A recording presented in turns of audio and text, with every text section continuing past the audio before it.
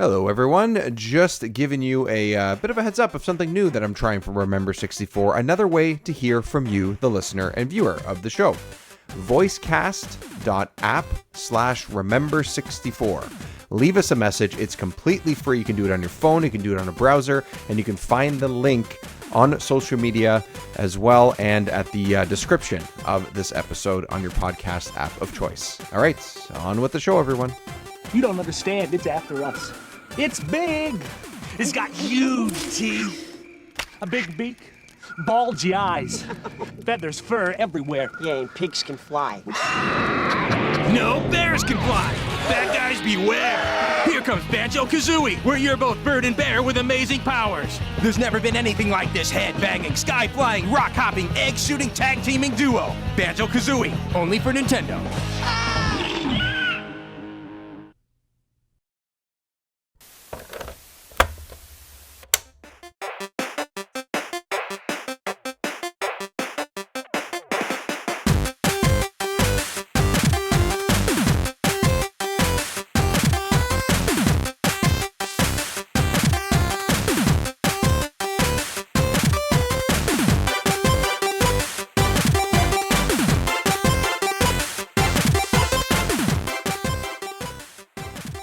Welcome to Remember 64, where this week we are putting the puzzle together one collectathon world at a time. Hi everyone, welcome to the show. Hello again if you're a returning listener and viewer, and welcome if this is your first time to Remember 64.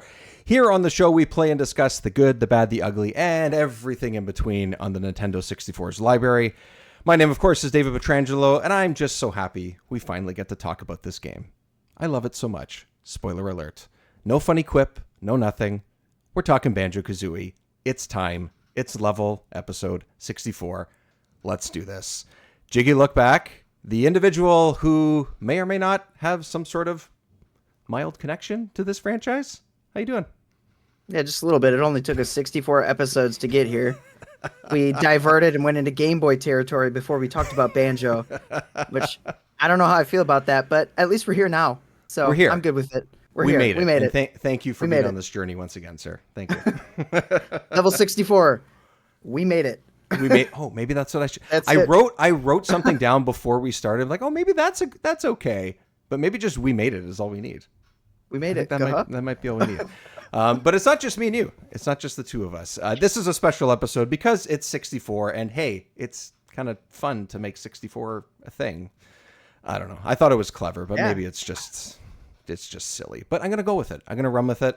And it's a franchise that me and you both love. A lot of people do. And we're going to bring on a series of guests. This is like a round table at this point. This time we have the entire Fun and Games podcast crew with us. We have Matt, Geoff, and Sarah here to talk about Banjo Kazooie. Hello. Welcome to Remember 64. Hi. Oh. Hello. I knew that was coming. Geoff is nothing if not predictable. That Perfect. Laugh was for the video version. You'll have to tune in to see. Please push it into the YouTube. I got you. Please do. It's amazing. Thanks for having us. We're excited to be back. I love that we did a retrospective over on our show where all of us got to participate in, much to Sarah's surprise in the moment. And a then you were like, moment, a fantastic. Please, it do was not really downplay it. It was a fantastic moment. It was great. It was fantastic. Yeah. And you both basically asked on the spot, well, we're doing Banjo Kazooie. Do you guys want to talk about it? And so here we are. And so thank you for having us. We're really excited to be a part of this legendary journey through the good, bad, the ugly, and everything in between. Yeah, it was great to be able to come on the show and talk about the 64 as a whole, the retrospective episode, so people can find that in the Fun and Games podcast feed as well. But Matt, we've had you on the show before. Geoff and Sarah, we have not, but we did discuss a lot of the N64 in general. So we don't have to go through the whole, history of everything with the 64 and everything. But Sarah, I'm going to start with you. Let's just chat about, broadly speaking, what your feelings are of the 64 and gaming kind of around this time.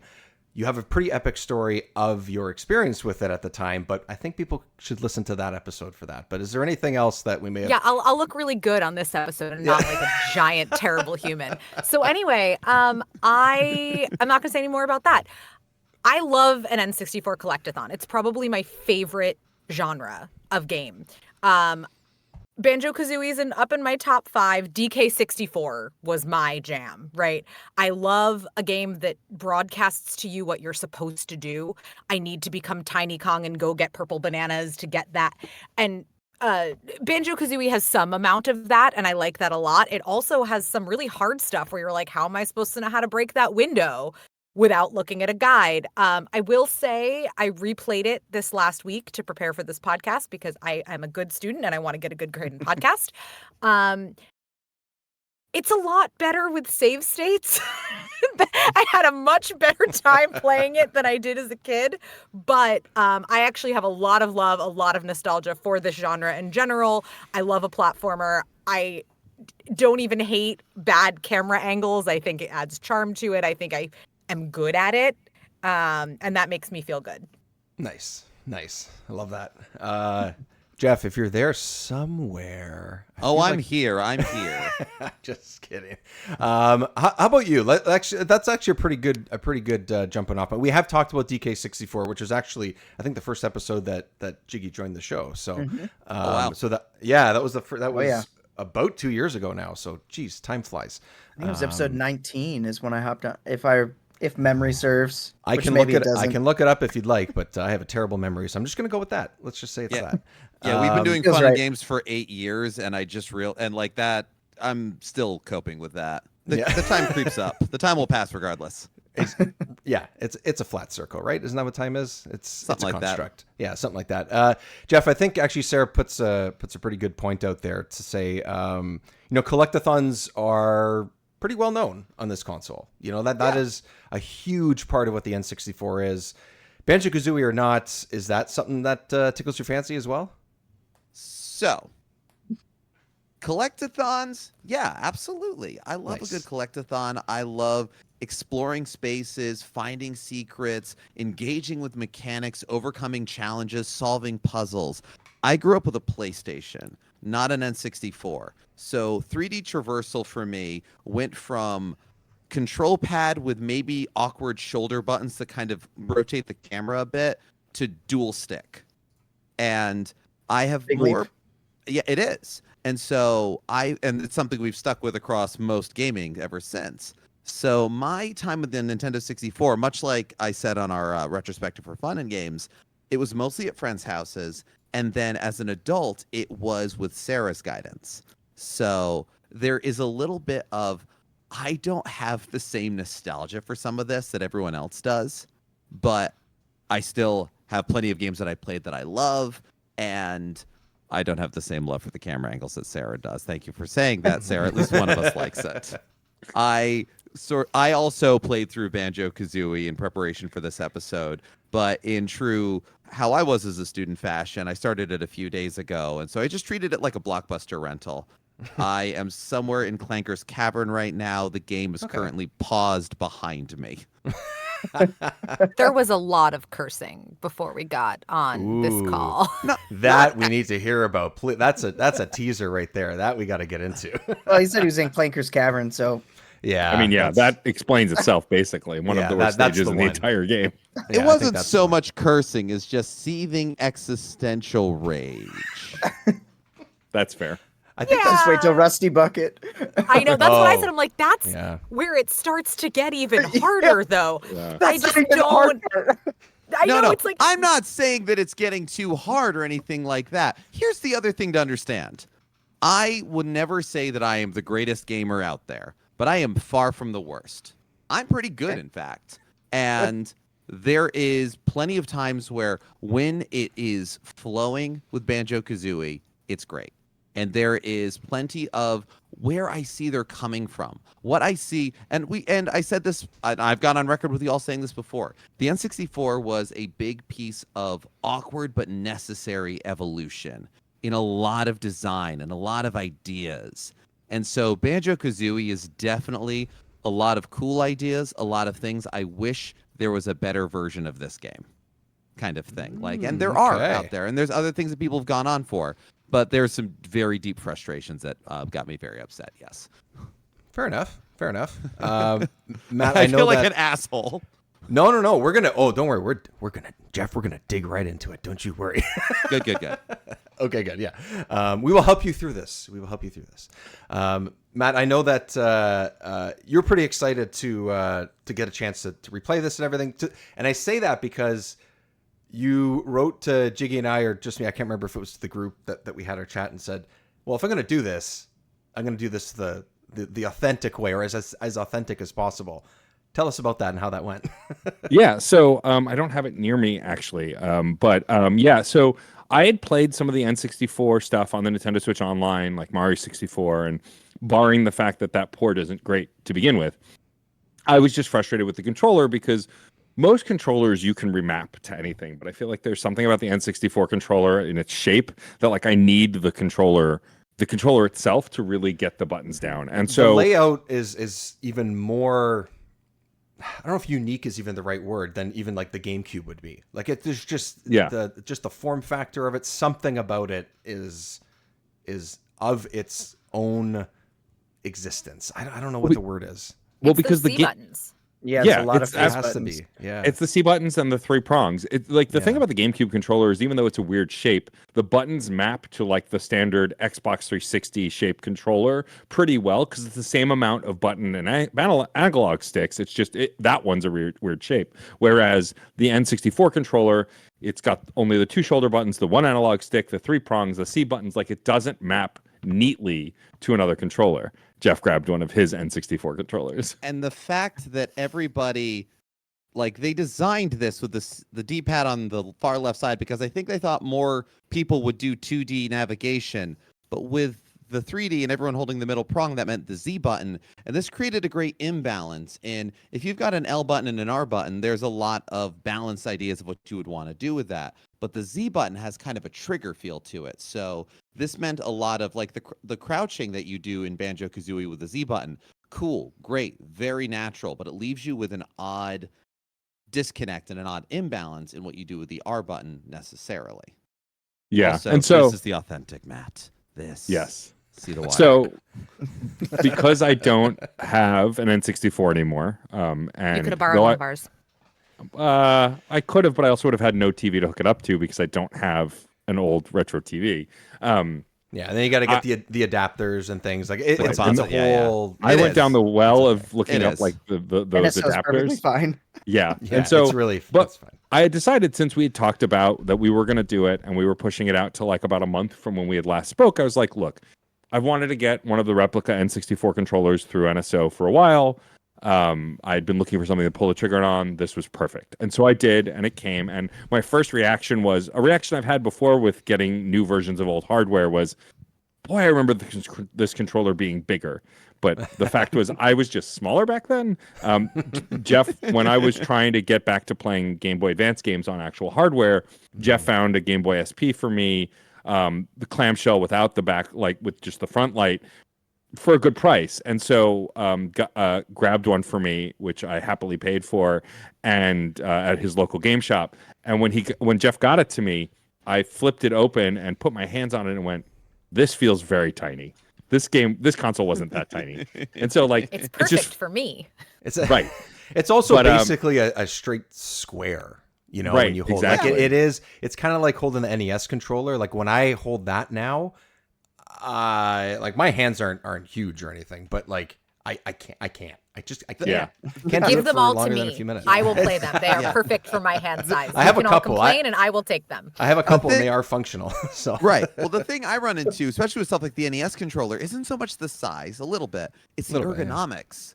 Like, Yeah, I right. remember Sure, playing sure. on that little blocky rectangle, playing on the NES with that for hours, and this was great, and it was Mm-hmm. fine. Like, yeah, your hands would sweat, whatever else, but this was perfect. And as ergonomics got better and better, you'd go back and go, we were fine with this?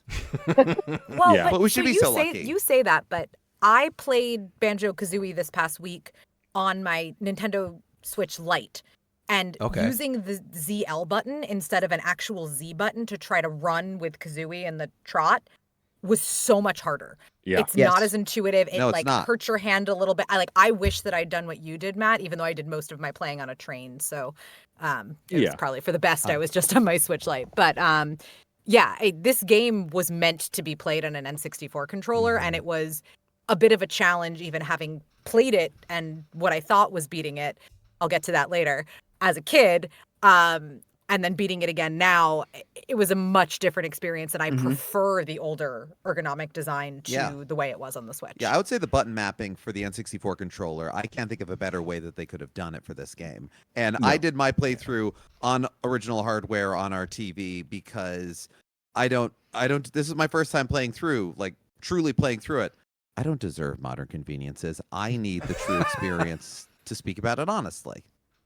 Yeah, which is totally legit. But for me also, as someone who had been wanting to play it the whole way through, which I may have done when I was a kid, but I definitely don't remember. I wanted to have a comfortable to my nostalgia at least controller experience, and like it worked really well. The controller feels pretty legit. I mean, I can't compare it to the original hardware because I don't have access to it at the moment, but like for what my muscle memory was, like the analog stick took a couple days to like kind of really go through its paces to feel comfortable, but I adjusted pretty quick. And like, while I will admit that I would have never gotten through this game without save states and modern conveniences, I did 100% it, and I did not set out to do that because I rarely, and like Geoff can speak to this often, whenever we talk about our favorite genre, Metroidvanias, I rarely 100% those. It's Pokemon games too. I rarely 100% them. I want to beat them. I want to go the extra mile for what I feel is comfortable, but then that's it. But once I got to the point, because this game, basically to complete it, you need like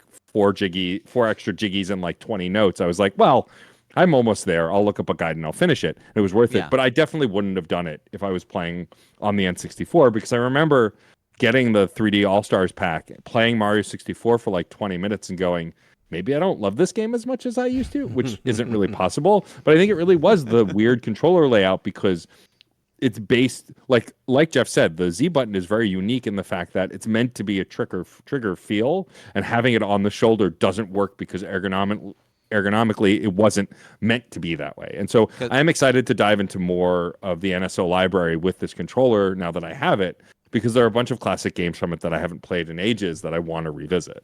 Yeah, and it's great that Nintendo is providing that. If they're giving us games through NSO, being able to do that, it's ideal. Yes, I'm playing on the original hardware because that's what we do, and that's how we're weirdos. But the fact that any modern gamer can have that N64 controller experience more aligned with its design is honestly great. Yeah, 100%. Yeah. I talked about this a little bit on your show when we talked about 64, but I guess it's somewhat similar as playing it handheld, because similarly to you, Sarah, I had to kind of play this on the go in a way, because when I decided to play this, I played it in September when our son was not sleeping well at all, and he was sleeping on my chest essentially almost every single day. And I was like, I need a comfort game. I need something I haven't played in a while. I'm going to make it an N64 game. If anyone's watching, can see that I own the entire library of the Banjo Kazooie franchise. So I was like, you know what? I can get away with legally, ROMing this thing on my Steam Deck, which I did. So it has a very, almost the exact same button layout as what the Switch would have. You have that R2 or L2, like that button is up there. The C buttons are the little joystick in the corner, which is so like that. I think is actually the bigger problem for me is that, but the Steam Deck is also larger, and I find more comfortable than holding the Switch for longer for myself anyway. So see, back to my little hands, the Steam Deck is just too big. Totally fair. Completely fair. I think at times it does actually feel a little bit clunky in a way, but heavy.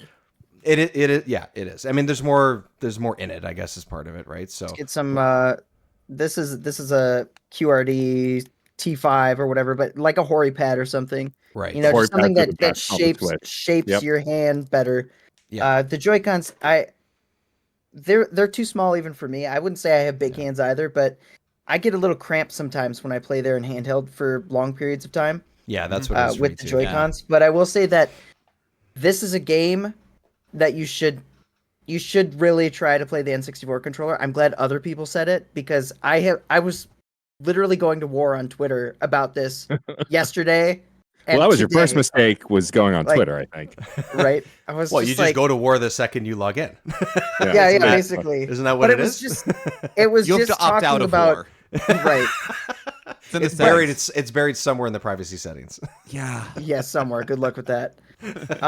For me, the worst thing about playing with a modern controller, like not having the C buttons, I can tolerate it for the most part, but honestly, shooting eggs is a nightmare with a joystick. Yes, I would that's imagine. exactly what it was. Yeah, That is 100%. the worst thing, and would make me say any version that uses a modern controller, that's not the way to do it. Use an N64 I figured out another controller. way, though, on the Switch. Okay. You could hold down the right trigger and push the top on the buttons, That would be better. like forward. But it was much Yeah, better. that I would be looked it up. I was better. like, I'm Yeah. not going to make it if I have to use the Yeah. You know joystick what? for I eggs. want- There's Slamming too up much. on the joystick. Oh my god. Yeah, no, it was bad. And like you have to shoot eggs forward so many times. Yeah. Yes, Yeah. you do. And you have to be precise about shooting forward, Yes. because if you move that joystick slightly left or right, it like doesn't They hit the right It doesn't zone. register. It's just like no. So no. Yes. I had an issue with that. I wonder if the Steam Deck default would have been that too, because I didn't even try that. I should have looked it up though. It's a great idea. Oh no, I Damn. looked it up. I was like, there's got to be a way to shoot eggs because it was not this hard. Yeah, and it's someone not- was like, it's- oh yeah, just hold ZR and hit the top Whatever, button. I was yeah. like, oh, I'm gonna do it. Okay. It means you accidentally use your gold feathers sometimes because you hit the right button and ZR, but it's okay. It's worth it. Screw those gold feathers. I'd Yeah, rather have They're my not. eggs. They're not as critical. Yeah, they're not as critical. I No, think. you could always get more. They're Yeah. sometimes not. But okay, while we're shitting on modern conveniences in this game, I have a couple of things I want to say about why it's good. Yes. One, you're 10 years old. You have 90 notes. And mom says it's time to go to Taekwondo. You have to leave. You can't leave the N64 paused This for was very several hours. Specific. You can try, and then it'll This be is- frozen by the this is time way you too get back. specific. The actual just ability, and I feel this way about most games that you can play on the Switch or the Steam Deck, to turn it off and just pick up right where you left off Yeah.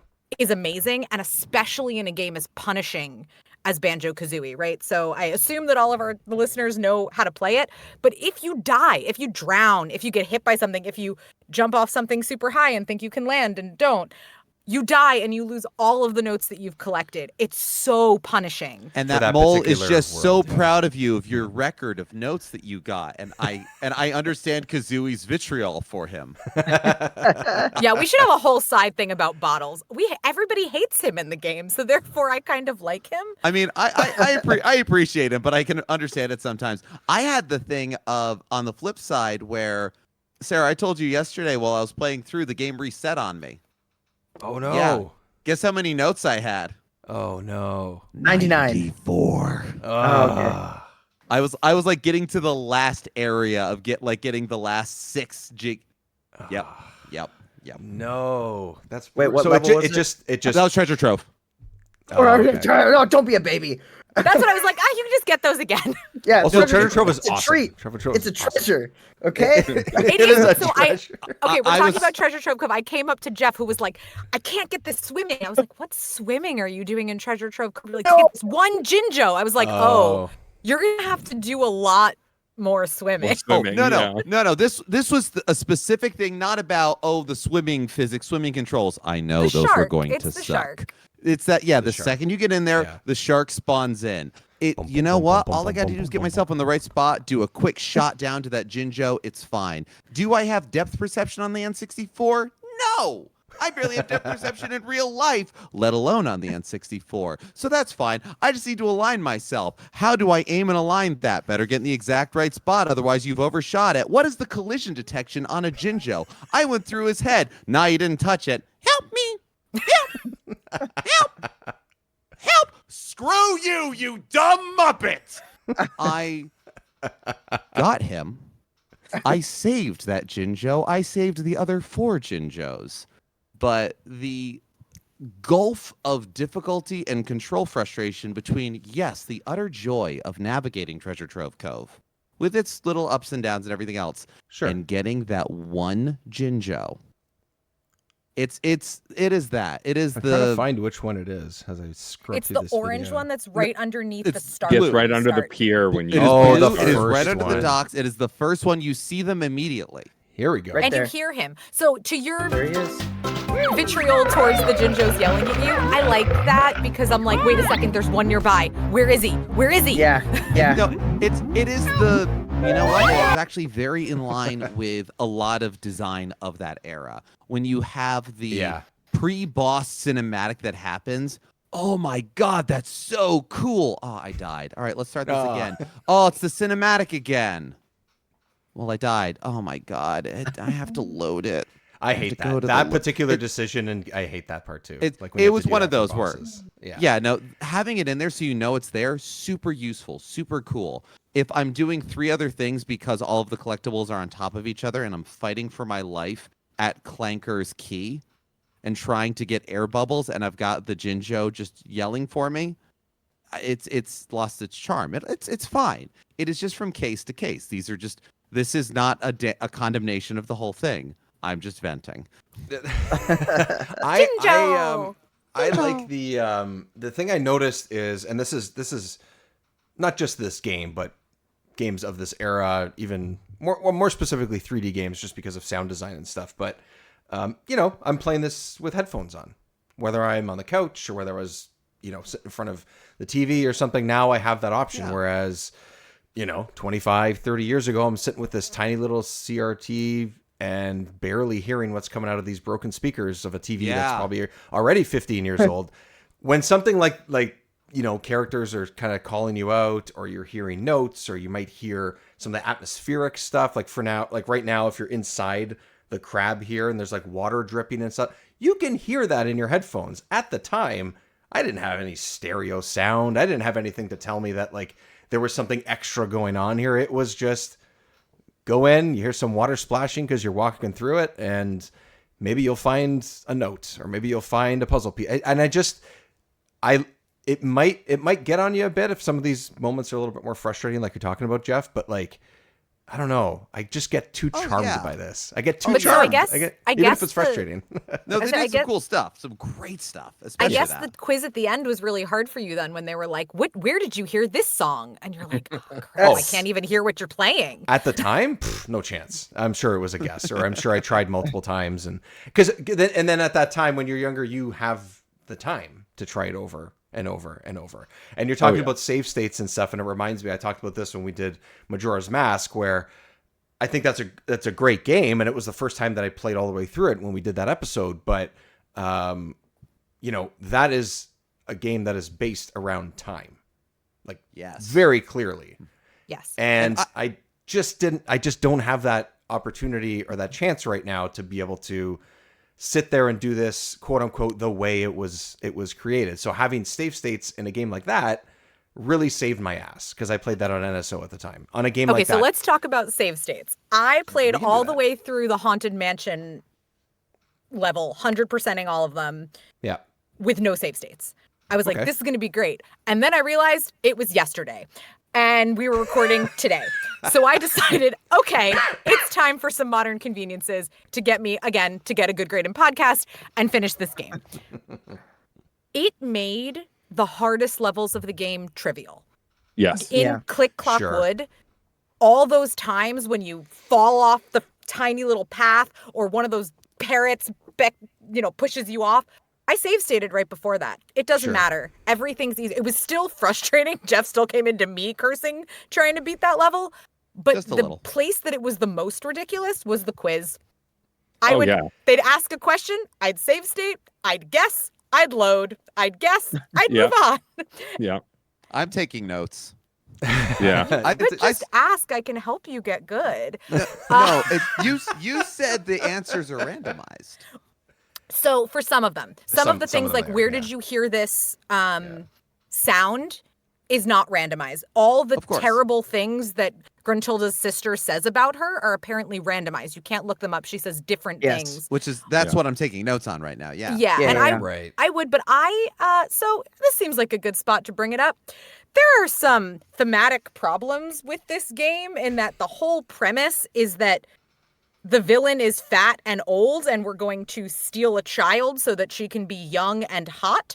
And her sister, who's clearly a huge bully, waits around to tell you mean things about her sister. Don't relate this at all to what I said on the podcast the other time about being mean to siblings. But anyway, It's real hard to watch in 2025 all of this like fat phobia, old phobia stuff that like really doesn't hit the same way it did in the late 90s. And yeah, I didn't want to listen to Brentilda totally dunk on her sister, so that's where save stating was really good. That's fair. Yeah, I thought it was worth mentioning, although one other thing that's not a modern convenience to this game, when you push save and quit, which as a child you think means save your progress, there was no save icon, there was no anything, and it suddenly takes you to a game over screen where Gruntilda gets real hot and your sister basically her life is ruined. It's Iconic. devastating. I was like, you said save and quit, not lose. You're quitting. You're leaving. But Gruntilda was hot, though, wasn't she? She was. She was really hot. Look at that dress. Mumbo I know. thought so. I mean, that's Mumbo, yeah. Mumbo. Mumbo, No who's one also thinks- a little bit of a problem if we're talking Listen. about this. Yeah. Listen, the Mumbo lore is crazy. Is it? Because imagine. Mumbo and Gruntilda.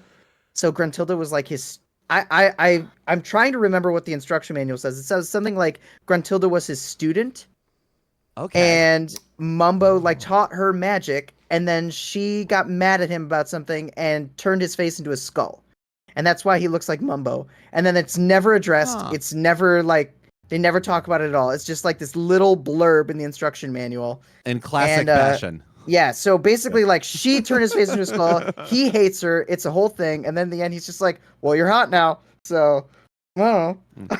I mean, Mumbo's got a lot of things to say about people being hot in the end and that stuff too. But with, Yeah. waitress Oh, yeah. carrying watermelons in front of her chest. Absolutely. Again, 90s. Well, she asked This- for that. This is Rareware's take on Aku Aku from Crash Bandicoot, I'm guessing. And Yeah. you got to have a magical protector. Yep. But we also got some jokes. I don't know. Yeah, You- Rare's just like that. They Rare's are. just And, like that. and again, when it hits, it's very funny. Well, they break the fourth wall with Mumbo. He says he's like the best shaman in the game or Yes, something. I did which I enjoy always that. I like when a game or a movie or something breaks the fourth wall. Makes me smile. Yeah, it's Yeah, got this that game added does it a lot personality. too. Yeah. Like I feel like all of Kazooie's snark is aimed at bottles like I love- across time. It's like I it's love just- it. I love the Like, back and it's so forth. funny It's one of my because I- favorite parts. I thought that I would get tired of the dialogue because I've seen a lot of people, like I've watched tons of content creators I enjoy cover this game. One of my favorite content creators is on this call with me, Mr. Jiggy Lookback. But like a lot of folks have covered this game, and I've watched more coverage of it than I've replayed it. I hadn't played it in a long time, and a lot of the things that folks like Some Call Me Johnny and a bunch of other folks have complained about is like the constant vocalization of the words gets annoying because it's the same stuff the whole game. But I don't know, now how that I've replayed it, I don't agree. I think the sound design is incredible. I think the vocalization is cute and fun and never really that annoying. I mean, like Gruntilda's voice is annoying, but I think that's by It's design, supposed to be. basically. But like every time any other character talked, I was just enamored. Like, and some of the characters that I didn't remember, I was excited to hear what they sounded like, right? Right. This Yeah. was the earliest versions of voice acting we got in games like this before they could do for some of the games full voice. And I don't agree with those takes that it gets grating. I mean, I also had an easier time of playing the game because I did save state and stuff and streamline a bunch of it. And I imagine if I played for twice as long and got stuck on twice as many things, it'd be different. But I don't know. I think that it's overblown that the voices get annoying in this. I think it's fun. And like Dave was saying, like I love Kazooie's snark. Like it's some Yeah. of the best writing in the entire game is it's so whatever good. new nickname she has for bottles this time. Yeah. Well, it's awesome. And I would even say that for all the frustrations that have already aired and everything else, I never got annoyed at the voices. No. And I definitely have I have the syndrome of I'm calm, this is fine, and now I'm frustrated. And when I get frustrated with games, do you know the concept of this bitch eating crackers? Where Yes. when you get so mad that anything happening around you, and then there's this bitch eating crackers kind of thing.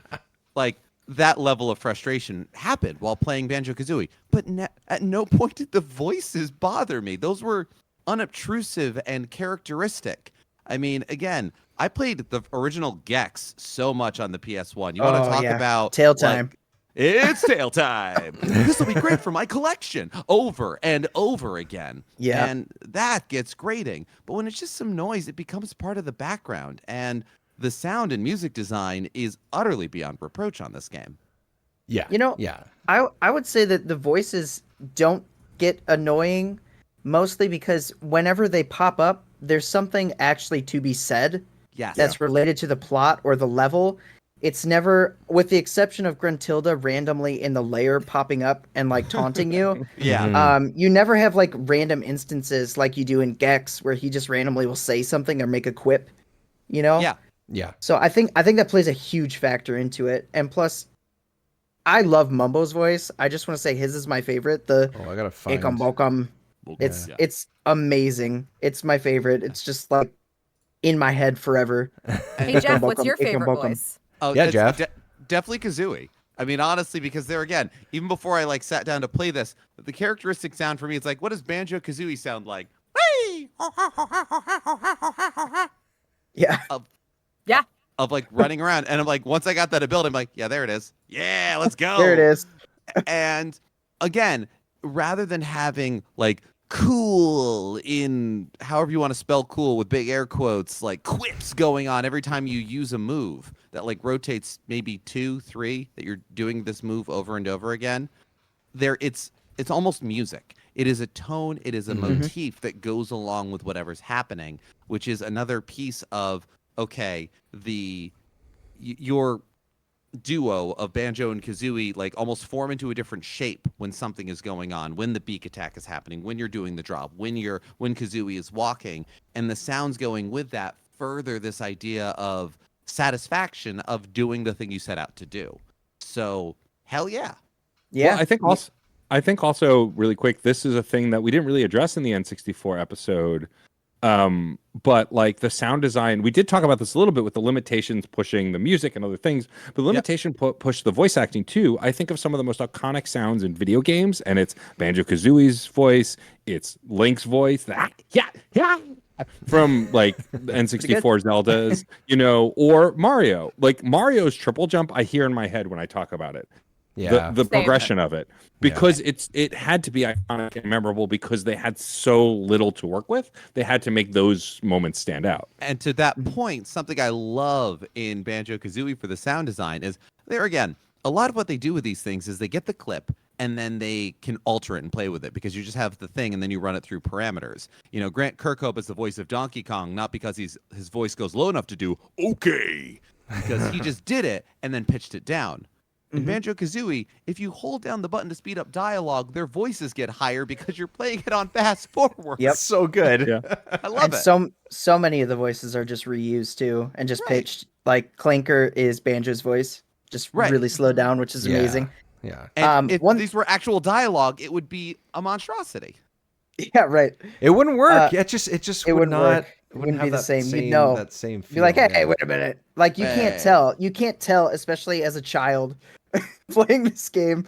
You can't tell that that's the same voice actor, just like pitched. Yeah. There's no way. You can't tell. Even now, you can't tell. Like I got no beef with the sound here. That's just good design. Music and sound is so important in this game. It's so important that the main characters are named after musical instruments. Yeah. You have to collect musical notes. Like, it was not an afterthought. It was definitely a focus throughout the game. Yeah. Agreed. And Grant Kirkhope did an amazing job. Here. I remember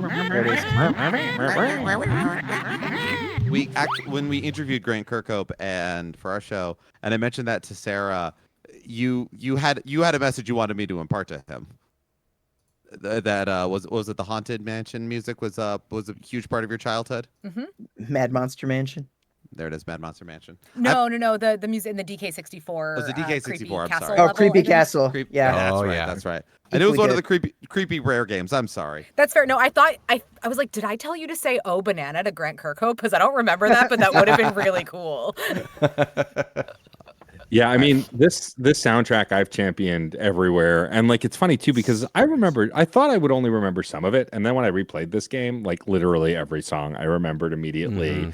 I was grooving to, I mean, Grant Kirkhope was one of those like pie in the sky dreams to interview, and the fact that we got him on the show still to this day kind of blows my mind. And like it's because all of my favorite games from this era he did the music for or advised on the music for and continues to work. And like, you know, I think that this soundtrack is iconic because the game is, but it's also because it and its sequel have some of the best music in video games, full stop.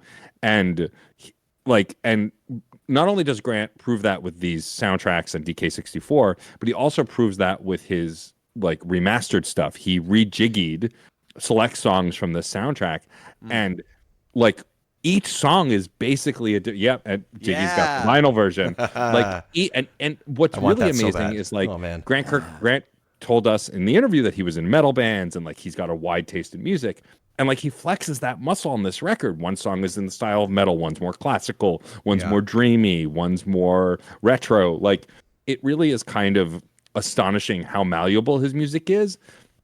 Oh, those records are bright green. Nice. It's so cool. Yeah. It's freaking like cool. the jump pad. It looks like the jump pad. That's amazing. Is that one of the ones too where they had like different choices too? You can get some that were different colors, I think. Yeah, I got the spring pad. I made it look like the spring pad. I'm like, that's what I want. That's a great idea. I also got this little poster he signed, which is cool.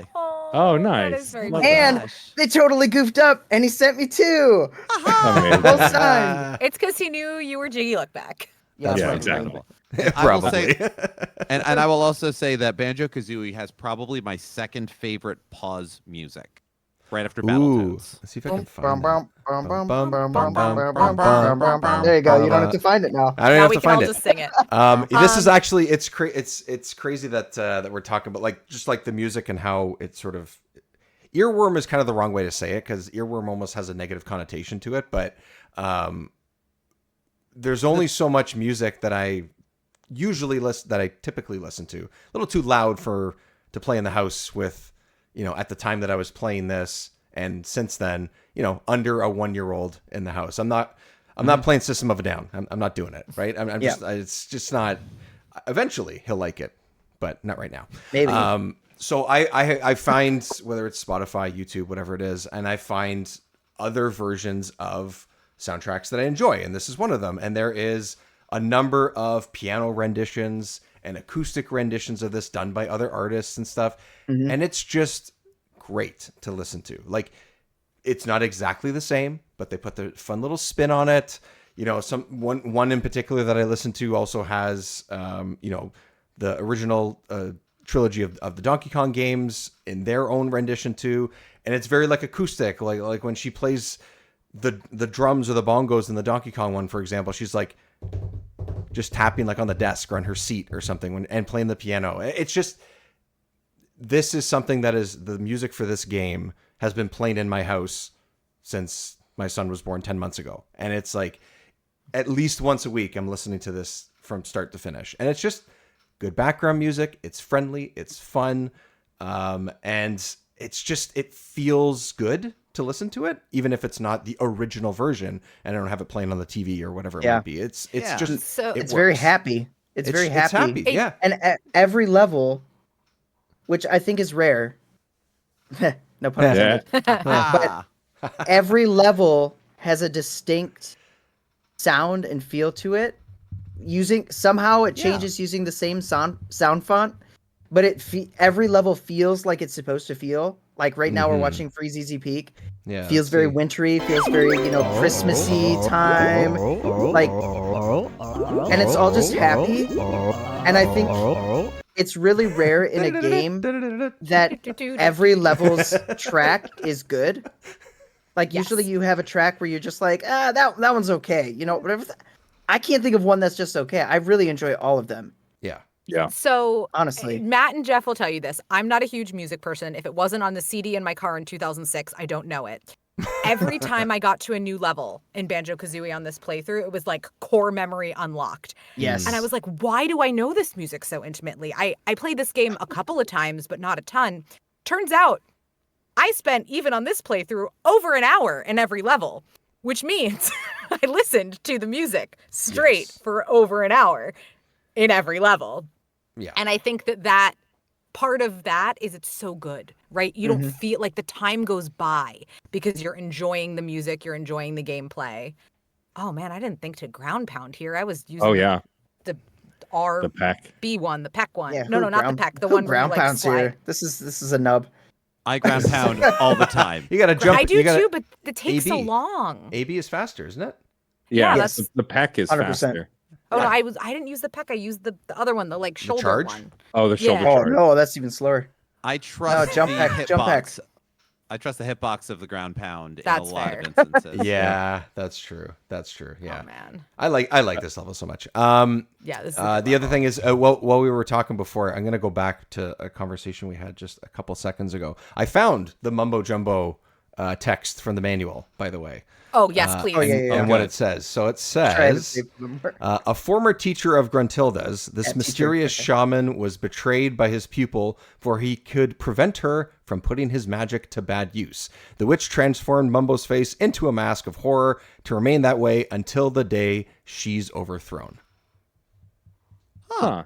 Well, I'd like to say that maybe he'll be okay, but I know there's a sequel game which I've also played. That's And true. the look's so iconic, so they have to find an excuse. We can't put it. No. Yeah, although wait, so this brings me to the thing I teased in my intro, which is I thought I beat this game as a kid because I didn't believe in watching credits. So I got to the end and I turned it off and I thought I beat the game. This time I watched the credits and realized, nope, just kidding. There's a final battle I've never seen. Oh, yeah. And you got to that, and I was like, yeah, Rare does that all the time. You know, like Donkey Kong Country, and you're like, no, I don't know that. I didn't watch credits. I was like, I beat the game. I got the credits. The end. Goodbye. Turn it off. So yeah, apparently, thanks to you guys, I have officially beaten this game for the first time. No, wait. Now wait. Did you 100% it? No, I would have if I'd had 2 more days. I'm Okay. down like 12 jiggies and 12 notes and 4 jiggies. Yeah. So Right, I you got 100% it. Yeah, And I you did gotta not get 100% it this stop and time. swap It's, stuff. let's see. I got 100 jiggies and 995 notes. And I think I said either on your episode or we talked about it previously another time, those 5 notes were driving me nuts. I couldn't do it. So I stopped. I just couldn't do it. I just was like, I didn't want to look anything because up. you have to start at the beginning every time. And That's that's the what thing. makes it really hard. That's The part yeah, of it. to jiggies, you complete can it. go for it. That's fine. Notes, it's real. It's harder. Yeah. And they were in the last world, which was much harder to get. Anyways. Oh, well, actually, that's an interesting point, real quick. Click, Clack, Wood, that last world. Yeah. I didn't recognize the music in it when I first got there. I was like, did I never play this one? No. The music is different in every single season. Each one. Yeah. And so I didn't spend the same kind of time with it. Mm-hmm. And that would be also, too, like, it's the same with just gaming in general around this time and of that age, when everyone's a little bit younger and stuff. Like, are you always getting to the end of the game? No. Not especially a game that is, between 8 to 10 hours. As a kid, you're going to play over and over and over. You're going to start again. You're going to, it's not always that way. Like for me, I remember beating this game a couple times, but for the most part, it's those first few worlds that really stand out. Yeah. Of course. And are great, just like the rest of them. But like that happens in Donkey Kong. That happens in GoldenEye, even. Like things like Oh, you know, yeah. I just keep naming rare games, but you know what I mean as an example. Star Fox 64. You Star play Fox Corneria far more than you play Area 6. Yeah. Yes. And Exactly. Yeah. So And to that end as well, thinking about playing this as a kid, like Dave, you were talking about like as an adult, as a parent, not necessarily having the kind of time to throw into this. I mean, if I played this as a kid, I probably would have loved it. And I almost definitely would have put hours and hours in because I'm very used to, you learn the idiosyncrasies, you get over whatever frustration points. Like I could sit here and go, yeah, it's bad design, or we've gotten better and this is the best they could do, or whatever else at the time. But also, I was playing with a deadline for wanting to talk about it here. So I also know that every time I died and I lost 40 notes, 90 notes, whatever it is, it's like, I just want to finish this. And that is not the attitude you need for this game.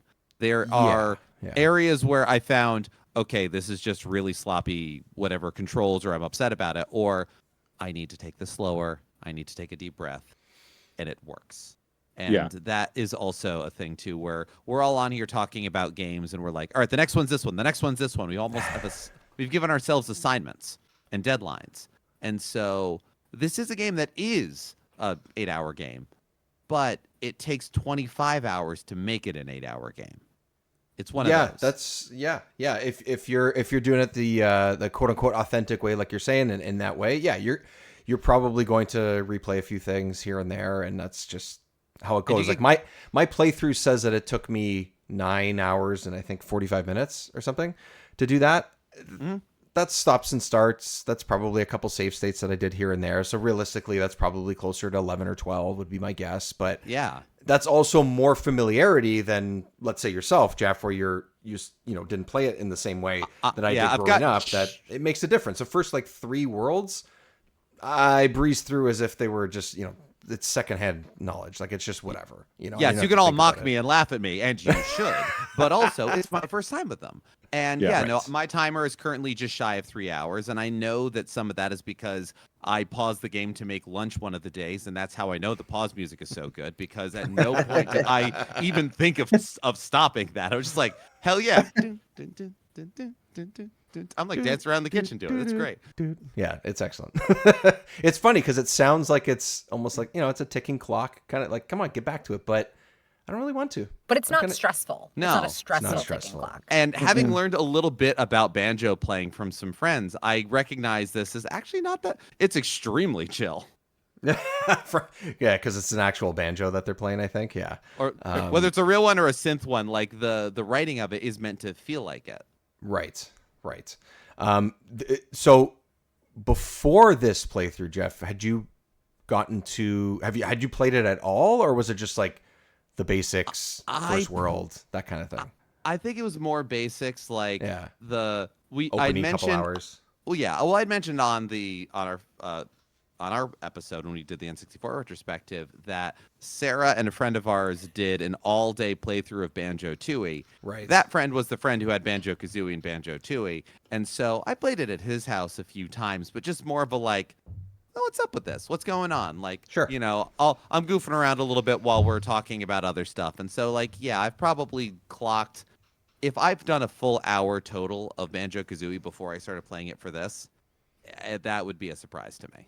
Gotcha. I will say, having now played 9-ish hours over a week and 9 hours in a day of Banjo Tooie, I strongly recommend the former, because with a game like this, you get frustrated and mad at it, and it's really good. Like, Geoff saw me do this last night. Yeah. I was like, you know what?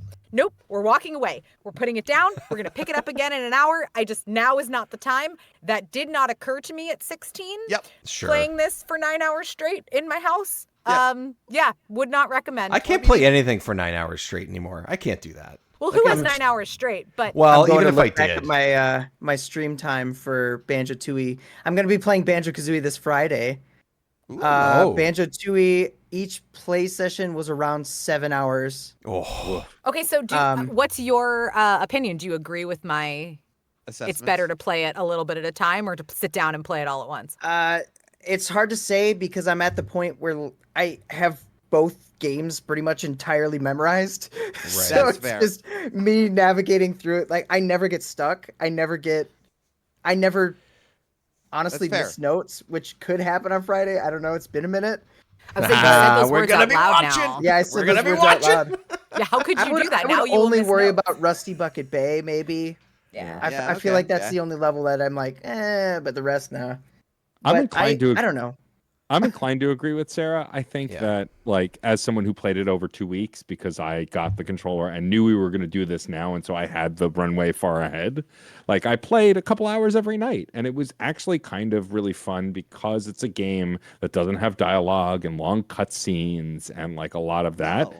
I would sit on my couch playing it while my spouse Sarah would be on her iPad or on her phone watching something or doing something, and then our dog would be cuddling with us on the couch, and it was a pretty chill way to play a game. Whereas other games that I'm playing that are more bombastic or have a lot of dialogue or cutscenes, it's kind of hard for us all to hang out in the same room without all wearing headphones. But this, and there were sometimes I would still wear headphones, but it was easier to exist in the same space because of kind of how much lower key and old school it was, and that was kind of nice. And that also allowed me to kind of take my time and chill. But if I had to play this within a handful of days, I probably wouldn't have finished it. But because I was just slowly doing it, there wasn't any new game at the time that I was like urgently wanting to play. I think I had started the new Assassin's Creed at that time and I was enjoying it, but I wasn't so enraptured by it that I was like, okay, I can put it off for a little while. I'll play this game. And also, like, I got the rush of nostalgia that I didn't think I was going to get because, again, I think I rented this.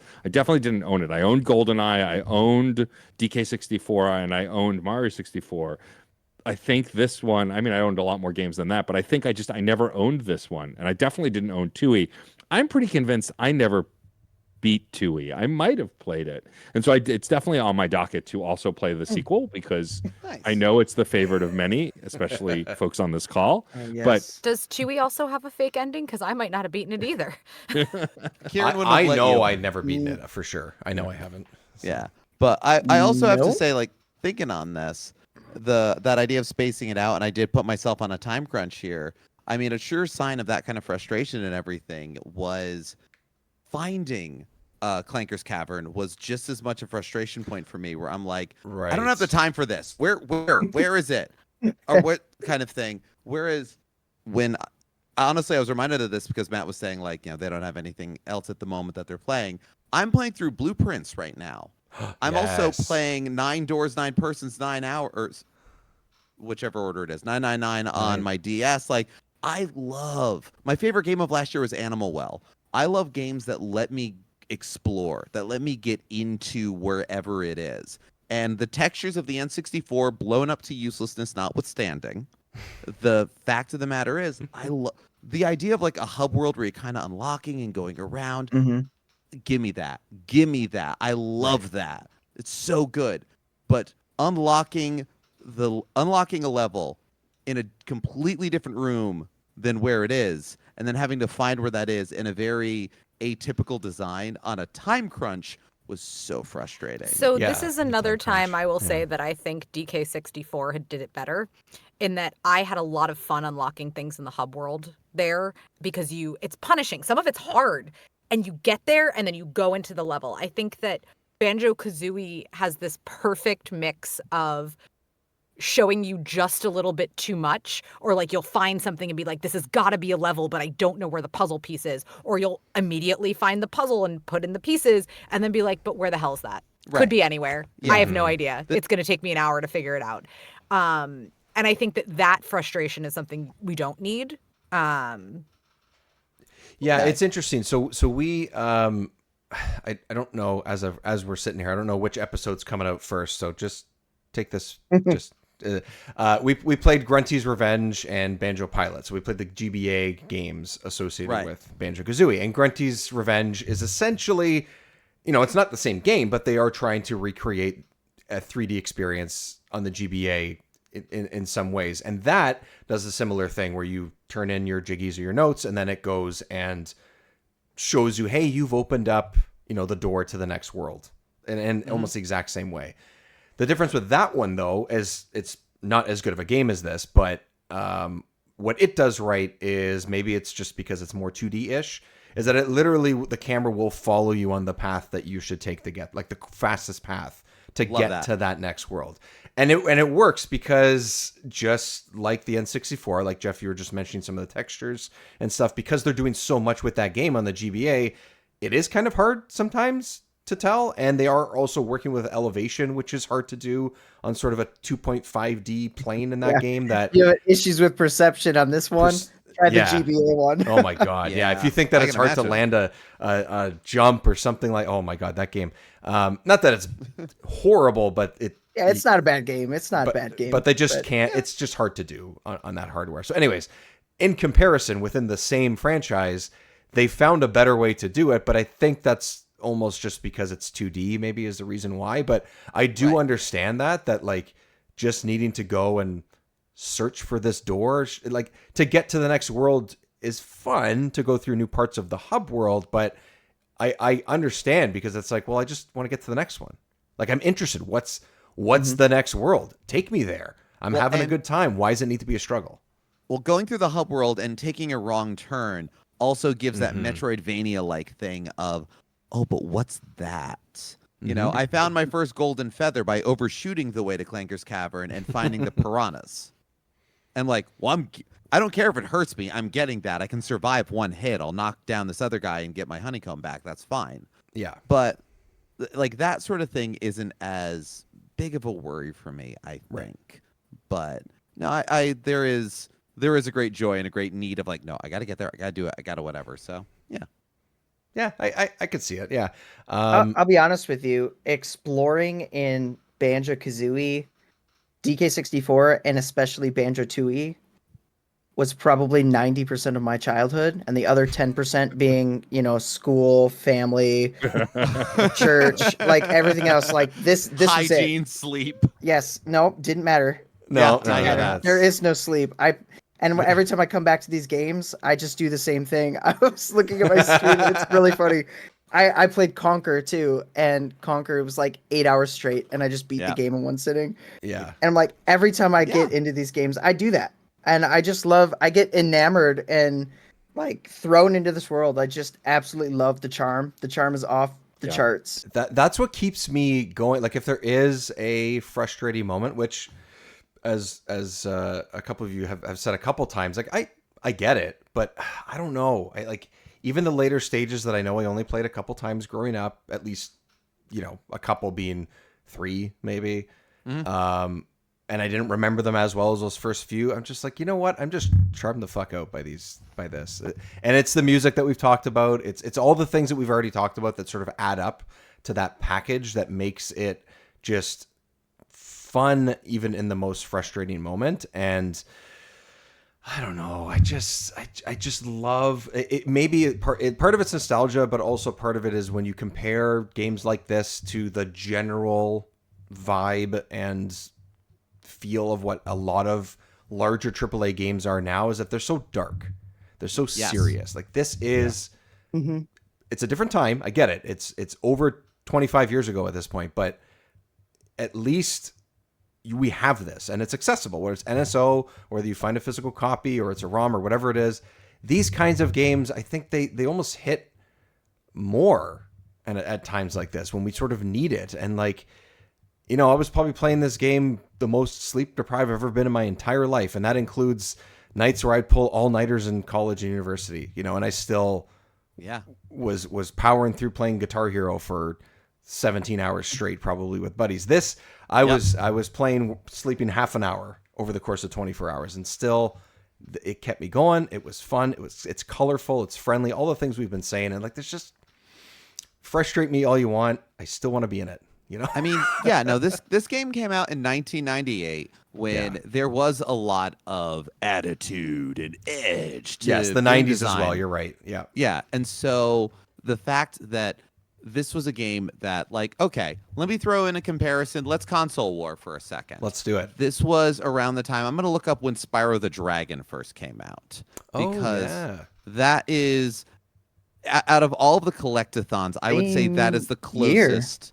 Like, same year, 1998. Okay, cool. Yep. Like, that's the sort of thing where no one's stealing from each other's notes. They're reading the same notes, but that's art.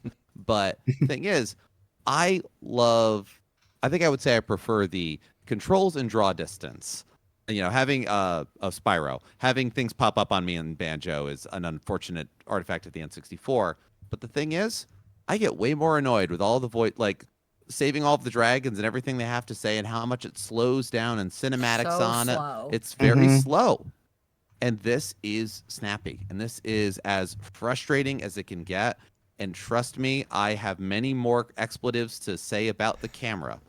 Oh my God. Let's do it, because you know what the thing is? The camera is part of all of these games, especially for the 64. Like the 64 can do so well with its controller, like we've talked about, and be the controller for the particular game, and be really, hard to emulate in any other way, modern or not. The camera is part of the gameplay. It just is. You have to manage it, whether you like it or not, whether it works for you or not. What's up, Geoff? What's up with the camera? I think more than anything, if I had to pick a singular thing of like, I can change this or I can yell at somebody and they can feel bad about it or whatever. I could go to their home and flip over all of their furniture. Like, I don't wish ill on them, but I just want weirdness for them. Regardless, you press the R button to move the camera directly behind Banjo. This is great. This aligns you. This allows you to maybe push a little forward to, you hold on to that and you maneuver. There are so many areas where you're too close to a wall for it to do that.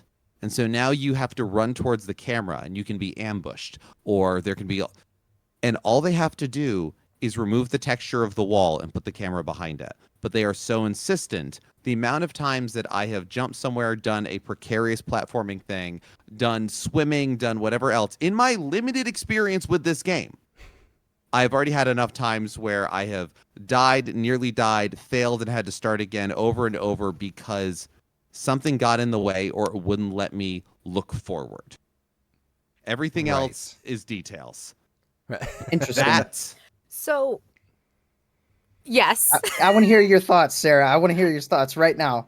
Yeah. So again, Right now, damn it. I find being good at the camera part of being good at this kind of N64 collectathon, and I agree. Yeah, all not the even ones just that I the can think of. specific game. Yeah. Yes, and the specific game too.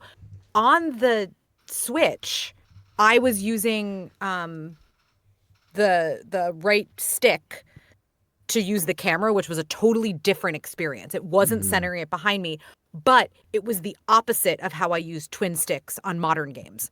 So you're basically the camera, and if you move it right, it moves the camera to the right, so kind of actually left. Yep. And to Jeff's point about playing other games, I'm playing Baldur's Gate right now. So we went to go play Baldur's Gate, and I kept messing up the camera because I wasn't using twin sticks. I was using Banjo Kazooie logic. And I'm used to that kind of camera control. Like, again, no, of course, there's a bit of get good to it. And it's, I think the amount of, I know where it's supposed to go.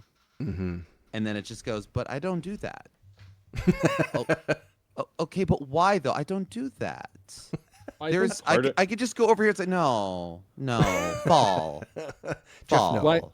Jeff, no. I mean, I think part of it also for me, like, so I agree with everything Dave was saying about this being comfort food, and I didn't even play it as much as Dave did, but games like this, I think, if they hit the right vibe, all of the other frustrations fall away, even if you are actively frustrated in the moment. But the thing about the camera, I think specifically, and why I understand why Geoff gets so frustrated is because Geoff has already said that he played more PlayStation games of this era than N64 games, whereas every game I played on this era was on this N64, and this same stupid camera was in Donkey Kong 64 and Banjo Tooie and Mario 64, and the Legend of Zelda games. And so once you it's not like Geoff has to master this full stop, because he hasn't played a ton of these kinds of like, he's played them, but he didn't play them as much as we did. Whereas I played Mario 64 more times than I can possibly count. And so I just know how to deal with this camera. Is it good? No, by no means, but I'm just used to it. It's secondhand knowledge. It's muscle memory in the same way that I could probably play Chrono Trigger blindfolded at this point and still beat it. Mario it's just 64 doesn't frustrate me as much. Well, I think part of that also is that Mario 64's layout is much more open than this game. Yes, This game yes. has Much more corners and walls much is more than condensed. Mario does. Right. You're going And inside all the time in this. Right. And the second you go inside with the camera, The camera's like above you and then to the right. And to Jeff's point too, it's the wall that's there is just always there on most of these games. That they're not able to program that out, is what it is, right? Whereas now it's like, oh well, the camera turns and whips behind the character. Okay, we're just going to eliminate it. They just it's there, it's there. If they built that wall exists. That's it. That's what it is, right? And in some areas where it is a fixed camera, top-down view, whatever, like, of course, like, we're in a specific kind of spot. Like, you can see the whole room, but it's a top-down. Like, getting the treasure in Captain Blubbo's ship. Going down there, okay, fine. A little frustrating, but I see what you're trying to do. Yeah, let me maneuver it and do that. Like, those are specifics. That's great. That's fine. It's interesting to me that you said you use the R button a lot to focus around Banjo, because I never do that. I think very rarely did it too. I very rarely. Swimming or flying are the only applications I ever use the R button for anything, and that felt very PlayStation. Yeah. When you said that, I was like, that's someone who plays the PlayStation. I was thinking that too. Yeah. I mean, that's fair. It's the Never controller did. logic, yeah. And I think also part of it is like, so I recently played, although not so recently now, time is a lake, replayed Sonic Adventure, which is another game where people claim Right. to hate Oh, the yeah. camera. But I never had a problem with the camera. And like, the camera is bad in that game, full stop. Like, I love that game, but the camera Yeah, is bad. it's worse than Banjo. But like, Agreed. but because I knew the game so well, again, I'm with Sonic Adventure like you are with Banjo. You guys are with Banjo. I think once you know something so well, second nature, Mhm. it just, even inconveniences don't register as inconveniences. They probably still are, and I think that's what's really fascinating. And like so for the record, on the record, I've never played any of the Gex games, and they're getting a remaster, and so I'm excited to Mhm. eventually play them. But I can imagine that depending on how well they've remapped or adjusted things, like this happened to me with the Spyro Reignited trilogy. I liked it, but I burned out after the first game because some of the things core to that game, it doesn't matter how pretty you make it look, it's still frustrating and annoying. Same with the Insane trilogy, right? Like I love the Crash Bandicoot games. I grew up playing them, but there was something about still running at the camera and like the timing of the jumps and like I hate the running at the camera thing. I can't. My mind has never been able to. I can't. I don't know. And so it's one Whereas of the they Yeah, designed but- that for those are specific stages, and they designed they the are. challenge They are. for that timing. Yeah. yeah. But to your point about Spyro in the Reignite trilogy, they actually put an accessibility feature where the camera will auto follow you. And I Yes. only found this because I put my 7-year-old nephew on that game and he just could not twin stick. And I was like, you know what, Internet? I wonder if we found a solution. Oh, I just go doop, doop, boop. Hey, see if you can play the game now, kiddo. Much better. Yeah. Right. That's great. And That's great. And so it's one of those things where I think some of the reason why I wanted to get the replica N64 controller is because some of the control for me is less about how good the game controls and more about my muscle memory that's clearly still existed. Yes. Because again, the friction points that Geoff hit, I absolutely hit as well. And though I was Yeah. able to save state my way through some of them, you cannot save state your way through the swim. You can, but it's like it's still not super helpful. Like for example, in Rusty Bucket Bay, there's a Jinjo that you are expected to get early because if he's the last one, you have to get out. And you so when you I get had all to go five, back to get the puzzle piece. right, and so there are five. For those who may not know, in every stage there are 5 Jinjos. When you get the 5th Jinjo, the puzzle piece, the Jiggy shoots up from that Jinjo, and you grab it. This Jinjo is underwater under a gate through a hole in the gate, and you lose air in this oily water faster. And so they pressure, like the guides pressure you to not leave him last because then you'll have to get the Jiggy also. I had to save state inch by inch my way through that to get it because I just couldn't go, like I couldn't get it. I was so mad doing it. I was cursing the whole time. The minute I was done with it was like my mind was wiped. Like I just because of how I feel about this game and the vibe of the game, I just couldn't stay angry. Yeah. Yeah. Now, it's as a visual thing, what we're watching on video right now, honestly, is actually right about where I am in the game. I literally just picked up that Jiggy. nice. But that kind of narrow, winding path maneuvering, not a problem. Love that. And even with the single stick and with the amount of sensitivity that the stick has, like if you're trying to aim specifically shooting eggs, good luck. There is like a little. I've completely overshot. What are there 6 cardinal directions? And I'm in a different world. Yeah. And I'm in a different world kind of thing. Like that those are the little like that can't just be Geoff, you don't know N64. But there are absolutely no, but and to everyone's point, like everyone else on this call, I have the least amount of nostalgic muscle memory to this. Sure. Like I have played through quirky 3D worlds. I have played through the growing pains of 3-dimensional platforming. And these are just specifics to Rare and to the N64. For sure, totally. Jiggy, you have so much love for this franchise and stuff. Like, is there something in particular? Like, I know Tui is like your game. Like, Tui is the one that's like that's your favorite of all time. What's the thing that stands out like in this particular game? Is there something different about this to Tui that's like, oh, not that it does it better, but that you feel like there's something more, like not more. I don't know. I'm trying to find the word. I'm exhausted. I'll all tell good. you. I know what you're saying. Like significant that sets it apart. Sets it apart from the other. It's Like, is there something? it's a lot unique more with it? balanced. I think the thing about Banjo Kazooie that separates it over 2E is the fact that every move you have in Kazooie has a definitive point to it. There is a specific reason you have that move and you can use it, and it utilizes it throughout the game like fairly well. Whereas in 2E you get a bunch of different moves like fire eggs. Like you use Oh, fire yeah. eggs for like a specific switch, and then you don't really need to use fire eggs anymore. It's cool you have it, but it's just they just tacked on a lot of different things. There's some moves that are like great additions, but I felt like Kazooie is just much more balanced. It's also much more condensed as far as like collecting. It's more collectathon focused than Banjo Tooie is. And I don't know that I necessarily like that more or less. Sure, sure.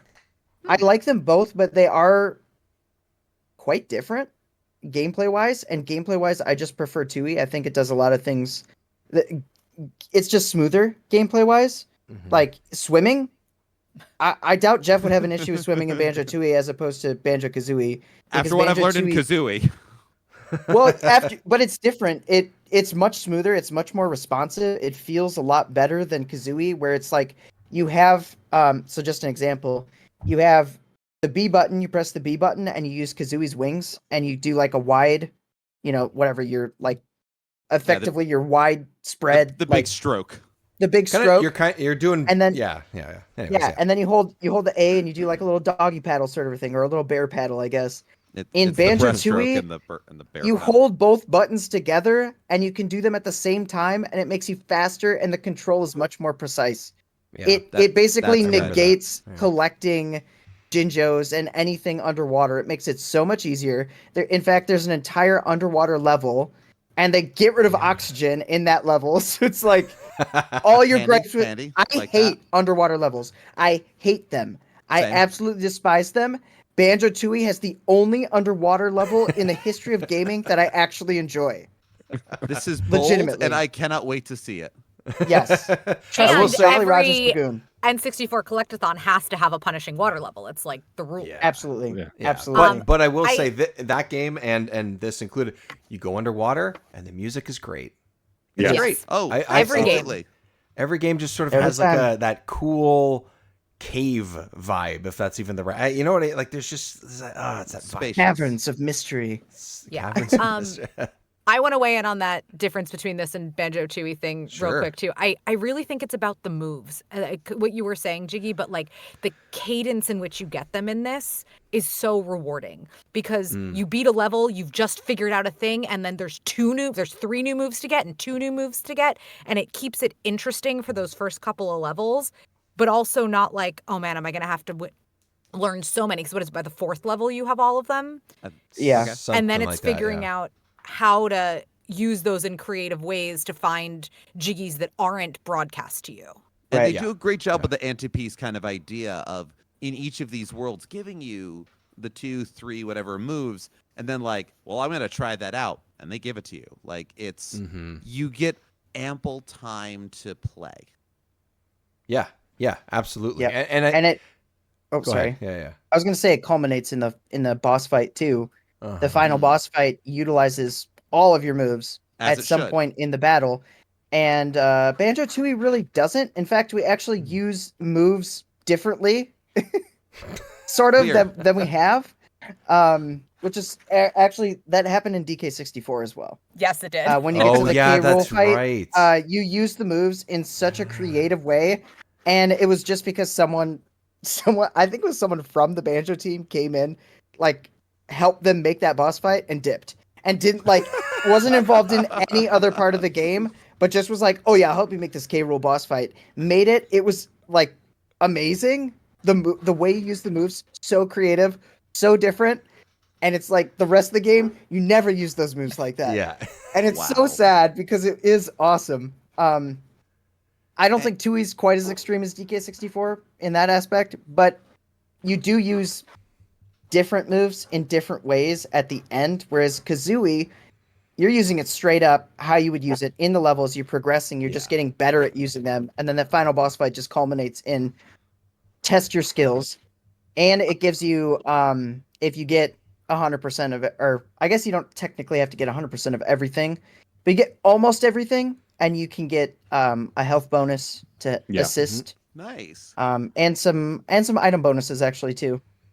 So yeah, I think I got those, and I was only 5 notes away. So you don't have to get everything. I'm sure it was even just close. a little bit less than that. Yeah. It's pretty Well, close. Yeah. Speaking of item bonuses, we haven't talked about Cheeto at all yet. That's yeah. Cheeto. Okay, What's that? let me say this. I have spent hours upon hours looking at Cheeto's model, trying to decipher the runic language on his page. I know that's extra, but it means nothing. Okay, I just want to say that out loud here. I have put it in, I've looked up several different runic languages. I've tried. It means nothing. It's gibberish. Okay. Damn. Really? I feel like you disappointing, should guys. write. Well, are you the right person to write a cipher to figure out what it could mean? Well, I'm definitely putting in more Yes. time than probably anyone else on the planet, so I'm willing if to bet anyone's that. the expert, yeah. God. But Yeah, yeah, when- sorry. when- Why I brought up Cheeto is I was gonna say, I yeah. was a kid who wasn't allowed to have a Game Shark. yeah, I My never had parents one. thought it was gonna break the game or something. I don't really know. I never had cheat codes. I never had things like that. But this was the first game I ever had a thing in the game that told me what it kind of thought was Oh cheating, my and it gosh. broke the game in a cool way. I was like, whoa, what do you mean go enter red feathers on this thing and I get more? Wow. Yeah. Yes. Yeah, Have you- okay. I was also the person that never had guides, never had Game Shark, nothing. I just, it doesn't necessarily. I don't know that I need it because I played this game so much, but I do love the idea that it's there. It's fantastic. Yeah, I really like that. Did you guys do stop and swap? No, I didn't no. do stop and swap. No one has done stop and swap ever. No, What I is think it? I'm aware of it. I've never Oh my tried gosh! it. Let me I'm gonna close my try it door. My later. dog is freaking out. Jeez. This is stop and swap. It's the greatest gaming mystery of all time. The Okay. feature that never fully was. Yes, the feature that never fully was, and they sort of utilized it on the Xbox version. So essentially what Rare wanted to do was get this feature. They always planned on making a sequel to Banjo Kazooie, and they also wanted this interconnectivity between all their 3D platformer games. So DK64 was a part of that. Basically, the N64 RAM could retain 20 seconds of memory after you yank out the cartridge. So their intention was you set it up, you go through this menu, you initialize it, rip out the cartridge, put another game cartridge in, and you could get items from Banjo Kazooie into DK64, Banjo Tooie into Banjo Kazooie. You could do this reverse connectivity thing. Sounds amazing, right? Nintendo's No, it sounds like it did not work ever. Nintendo was like, hell no, that's not gonna work. Especially after the first generation of N64, they did revisions on the console, and that RAM time that they were relying on shot down to 4 seconds or something. And they're like, this is gonna cause people to break their consoles. Please don't do this. Okay? So it just lived in this thing oh yeah, that was an idea. And the game, after you 100% it, teases you about stop and swap. Mhm. And it shows a little video. Which is that what you're watching right now? I'm just Basically, watching someone trying to do it, I think is what I found. Yeah. Mumbo has photographs, and they play little videos showing these giant eggs with question marks on them. And little kid me was just yeah, I had to hold it for that long. And when fast forward in time, so it's nothing happened, nothing became of that. People got into the code of the game, figured out that there were passcodes that you enter in the sandcastle that can unlock these stop and swap sections or segments. So essentially they expand a small portion of the world, different levels. So they expand the world, and you can go in and it gets this this epic fanfare Look at this. of music. Well, that's not real. What is this? That's not true. I don't know what you're watching right now. I don't know. It says stop and swap. I don't know. But Oh, this is you the get history of this, thumbs up. It's telling you. yeah, that would be amazing. But you get this epic fanfare, and then you can go collect the big eggs, and you can collect the big ice key that's in Waz's cave in Freezeezy Peak. Oh, there's that like a little key, that's section right. behind the Jinjo where you can see this key spinning. That's the only thing you can actually like physically see in the game without knowing, and you're just like, what's that key? So you can collect it, and then you get a menu that says stop and swap, and it shows all the eggs and the key. And so you just have to enter the codes in the sandcastle. So if you like, you need to get 100%, and then you need to do it. That's the mark of getting like true Banjo 100%. And then Tui, since that idea was just totally botched, they're just like, okay, we're just gonna like incorporate these mystery eggs in a different way. And so you can like collect a few of them, and you get like special moves and power ups and stuff, which is cool. Wow. But the Kazooie like mythos of stop and swap is epic, and it just keeps growing over time because they keep finding more games that were like, oh, I was going to implement it in. So DK64 had like a vending machine originally in DK's Treehouse, where it'd be like it has the Banjo Kazooie like sprite health icon on it, and you could like I don't know what you could do with it, but it'd be epic. It's so cool to find that stuff. And Rare So was cool. very much about that kind of like putting Easter eggs, in this case, literally, between their games. So the schoolyard rumor of it all, like, screw Mew under the truck. I was wondering how you got back there. This thing, yeah. It's the only Stop thing and you swap. actually can't get to. That's what yeah, you're right. Yeah. That's right. I forgot about that. It's funny too. Like the first time I encountered Naughty, the beaver, and like had to go into his house to get. I was like, oh, it's the same one from the Donkey Kong Country games. Like, I love that those characters have crossover, and that like I was sad that the squirrel you encounter is not Conquer, but I understand why. But like, of course. But there's a vibe, right? He overeats, he's goofy, right? Like there's still a vibe, but like the fact that there were specific characters from Donkey Kong in this game too. Like I love that they hint at that you can find little things in GoldenEye or Perfect Dark that relate to other games. Like I love that they have that connected universe. I think it's one of the strengths. I'm pretty sure even in Sea of Thieves, like there are little nods to stuff. Yes. And so like, yeah. Cool. I love like there's nods to this game because of they have literally a pirate themed world in this. Right. Like I can't remember what it is specifically, but You guys ever watch It's Always Sunny in Philadelphia? Oh yeah. Sure. There's a meme of Charlie like doing the whole the red line, Happy right? Sylvia, And it's yeah. like that. Sylvia. So I did that with mapping the Rare universe. If you've never seen my video, it's just have me to see going that. through all the games, like finding all these Easter eggs and like connectivity between them. Yeah, it took a long time. This is epic. It's some of my favorite Makes stuff sense. in gaming, like connected Yeah. universes. Like it's why Yes. I love the Alan Wake games and Control and the Remedy. Yes. verse. Like oh my god. I love when games acknowledge. I like when things acknowledge other things. It's really simple, but like even as big of a deal as it was when like in Avengers when Iron Man says to Hawkeye, "Clench up, Legolas." Like Legolas Yeah. exists in this world, right? Yeah, like yeah, it's. yeah. Reference. I like right. Reference. They said the thing. Like I genuinely do love that. And I think like it was very early instilled in me with the crossover here from all the Rare titles and like the fact that they still do it. And if they ever do make a Banjo 3 or something else or whatever, like they will honor what came before, right? They did it in like a very tongue-in-cheek way with Nuts and Bolts, and it was very like fan antagonistic a little bit, but like they were frustrated at that point, right? And like I think you always will find the spirit of Rare in their games, good, bad, or indifferent. And I really do love that they really do put everything that they are as a studio and what came before into each next thing. Yeah, and I think that's part of the reason why people miss this era and these games, and not just because they're well-made games, but there's just that extra bit of love that is very easily recognizable in their games, whether it is something that's like Perfect Dark, which is more serious and literally darker, and it's a shooter. There's still personality in there that you don't quite get in even other games in this era. There's something about what Rare has put together that just works.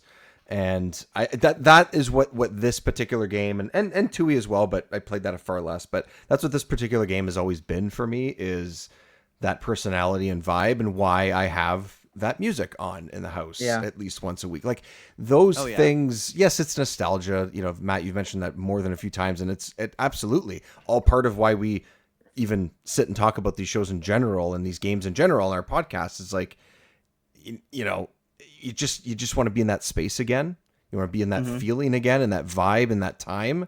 And every aspect of this game screams that to me. It's picking up the little gold feathers that we just saw, the little chime that it plays. It's Kazooie doing the ground pounds. It's the voices like we were talking about. I'll sit and listen to them talk. No problem. Put no text. Absolutely. That's fine. I'm good with it. And you know, the whole like interconnectivity in a game like Banjo, I feel like Banjo is a good starting point for that.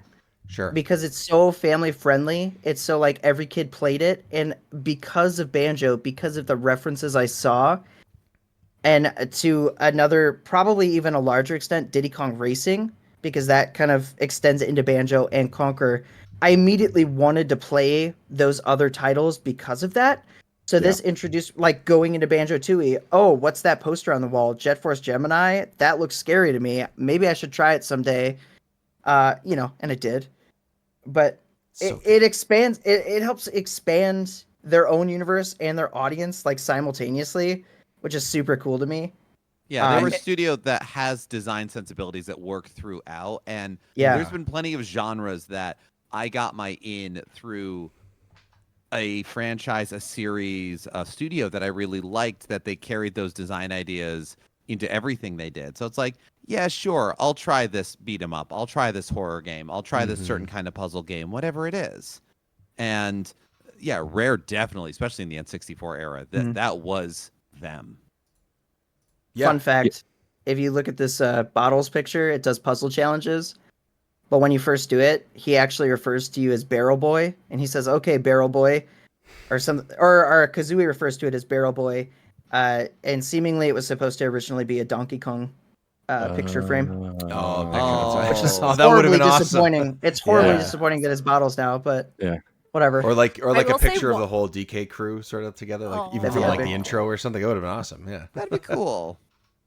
Like they're all friends. I would say watching these stop and swap eggs, I'm like, those are all spots. I was like, there should be something here. Yes. Yeah. And I was just going gonna to say like, the same my thing. mind is absolutely blown, y'all. Yes. I do also want to true. quickly comment on Dave's nostalgia. So, as of when we're recording this, just yesterday they shadow dropped an Oblivion remaster. They remade Oblivion, one of my favorite Elder Scrolls games. And while that's not super related to this per se, to the nostalgia side, like, I got into a minor social media tiff because I made a meme about ignoring Claire Obscura Expedition 33 for Oblivion because, like, this is a game I grew up playing that I love, and it caught some heat. There was a misunderstanding. It's cool now. It's fine. But what's funny to me is, like, it was a joke because it was a joke, but it's a joke because it's preying on my nostalgia. Right. I booted up Oblivion last night and got through the sewers and played that first area. There is no way to explain how nostalgia is a warm blanket when you're playing it unless you're experiencing it. And that's what I had with Banjo Kazooie also. Replaying Oblivion last night, I only played like an hour or hour and a half, but it energized me in a way that I can't even explain because I just felt warm. I felt like I was home in a way that only certain games can do. It's whenever I boot up the Mass Effect trilogy, I get the same thing, right? You remember all of the moments of your life that you played this game if you've played it many times. And I think that's what you can't really translate from Banjo Kazooie unless you feel it, right? Because it's one of those kinds of games. And like, while I get why people are like, oh, but this is a re-release of a giant studio that's been screwing up lately, and this new indie, this new RPG from a small French studio, it's a big deal, you shouldn't ignore it. And I totally agree with all that. I think Bethesda has been screwing up left and right, and like, I don't want to reward them for their behavior, but they also did a pretty great remake of a game I loved, and I wanted to play it. It was nothing against Claire Obscura. I'm still going to buy that game. I love turn-based RPGs. I love modern takes on turn-based RPGs, and I'm excited to see how they do it. It was literally a joke preying on my own nostalgia and this indescribable feeling of returning to something you love and it immediately feeling right in a way that new games may give you a new experience that also can feel as great, but it's a different kind of great. It's not the same thing, right?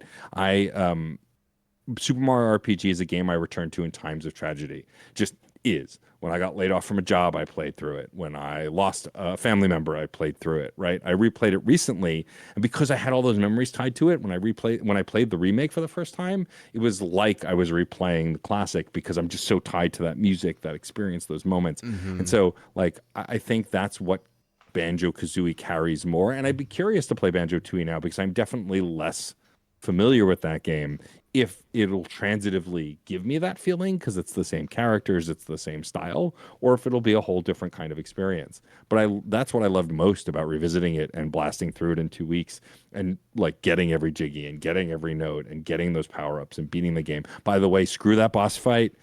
I hate that boss fight against Rentilda. It is such a pain in the ass.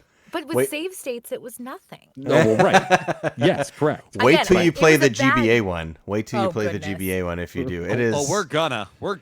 Yeah, they try to do the same thing, and it is. Yeah. If you don't think this one works, oh boy. I went in and I played some of Kirko Mod's releases. And I did the Jiggies of Time, and I played through that on stream. And essentially, the Gruntilda fight is the same, except for some reason it's sort of broken and a little glitchy sometimes. So what kept happening to me was I would get through all the phases, and I'd get to the point where you have to like shoot the eggs into the Jinjo statues to summon the Jinjonator, and they wouldn't go in. Like I'd be sitting there like shooting the eggs, and I died like 20 times. That's rough. But you know, I don't quit and I don't run, and I will be Hokage. So that's how I approach it. You will There you be. go. I Yes. believe it. Believe it. My question now goes to Geoff. Are you going to continue?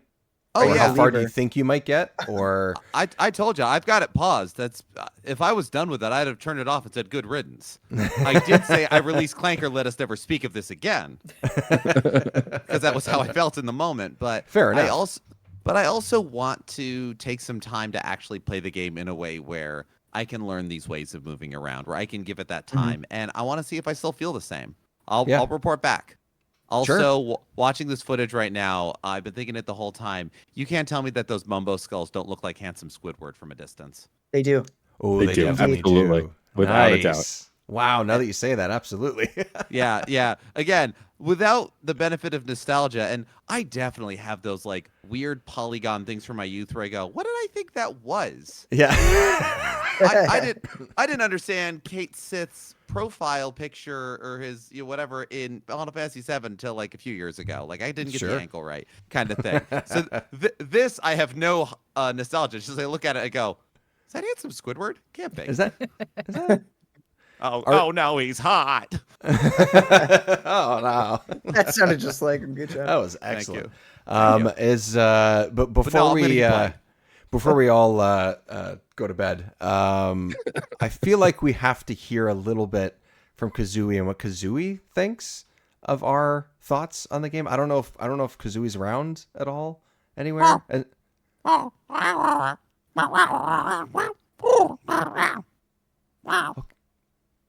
thank you Well for said. that insight. Yeah, Well that's said. good to know. Well, there you go, everybody. We had Kazooie with us. You didn't and have to joined curse us, so. that much, but she Yeah. says what she says.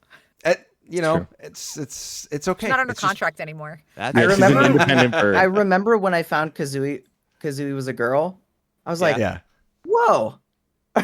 yeah. There's like no, there's no like, Oh, I was like, whoa. Ah.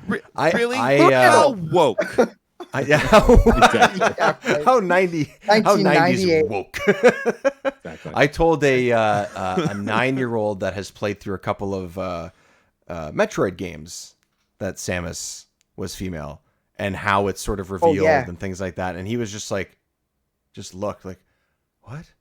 Oh, Someone yeah. with a weapon is a woman? Like, that's basically what the look was. I was like, Oh my I got god. my Yeah, nephew buddy. plays Smash Bros. And he played as Samus, and I was like, yeah, Samus is a girl. He's like, no. it is. Well, and on Love the it. flip side, our nephew is convinced that Tails is a girl. I mean, I can see it. Fair. Yeah, I get it. Very hard. Very I hard. mean, But voiced also, by Tails kind of has a Colin- has a voice in some like newer Yeah. content, I guess. Whereas for us, well, it and was just Tails is literally voiced by a woman in But the it's meant Sonic to be a movies. Yeah. child. That's Yeah, right. child, Yeah, it's meant to be a right. child. Right. Yeah, Right. that's funny. Okay. Bart I have to- Simpson was I have to also a tell- woman. Yeah, exactly. Technically. This is Yeah, it's true. women I have to voicing tell how children. I got my Banjo cartridge really quick, Yes. just because it's legendary. As a kid, the PS2 I think had just come out. Okay, and I had played Banjo Kazooie at my friend's, but I didn't own it. All right. My friend got his PS2, and they wanted money, and we were just like too young, too stupid to understand money. And so he told me he would sell me his Banjo Kazooie cartridge, and I asked him how much, and he said $1. And so I went over and I gave him $1, and he gave me this cartridge. And you have it to yeah, this day? I actually don't. I do have a cartridge. It's in the back, but I had to reacquire it. It's a sad story. But it was funny. His name was Dante. Shout out to Dante. And he had it in big, like, Sharpie on it. Dante Aw. was Yeah. one of those. Nice. So I just had this big cartridge that said someone else's name on it. It was awesome. The video those playing deals. reminded me before we wrap up. I do have to say that I love the transformations in this game. None of them are Yeah. not. They are all adorable. I don't know why Yeah, I was going with with double negatives, but like the bumblebee, the alligator, all of them. They're I love awesome. the alligator. I love the Yeah. alligator. Yeah, I I love the way it have- I haven't- sounds. You know. He's the best one because he can I attack. love that little mini game. Yes, the minigame's fun too. Yeah. I Sorry, look Geoff, you forward were to gonna seeing say? more of them. Yeah, I was like, I haven't seen all of them, but I have no misses yet, and I'm looking forward to seeing more. Yeah, they just find fun ways to implement them, right? Like, Yeah. you know, it's just another way to add some variety to a game that already has, in my opinion, a decent amount of that, right? Again, something else they tried to do in Grunty's Revenge, and they do it a little bit different with it, and they take ideas from Tui as well. But I don't know, the slight, and Jiggy, we're talking about it a little bit, the slightly more simple approach to this game is a very welcoming part of it too. That if you want to start with a game similar to this or in this genre, it's either this or Donkey Kong, I would say, but maybe even this one because I think it starts less overwhelming than what Donkey Kong 64 starts with and continues to be. And maybe it's not quite as long, but I don't know. That's just from my experience playing the two somewhat close together. Doesn't mean one's better than the other, but I don't know. I did Donkey Kong first. Yeah. I feel like I don't know. I appreciated Banjo more because it was like Donkey Kong, which it would probably just Same. be the reverse. I don't know. That's fair.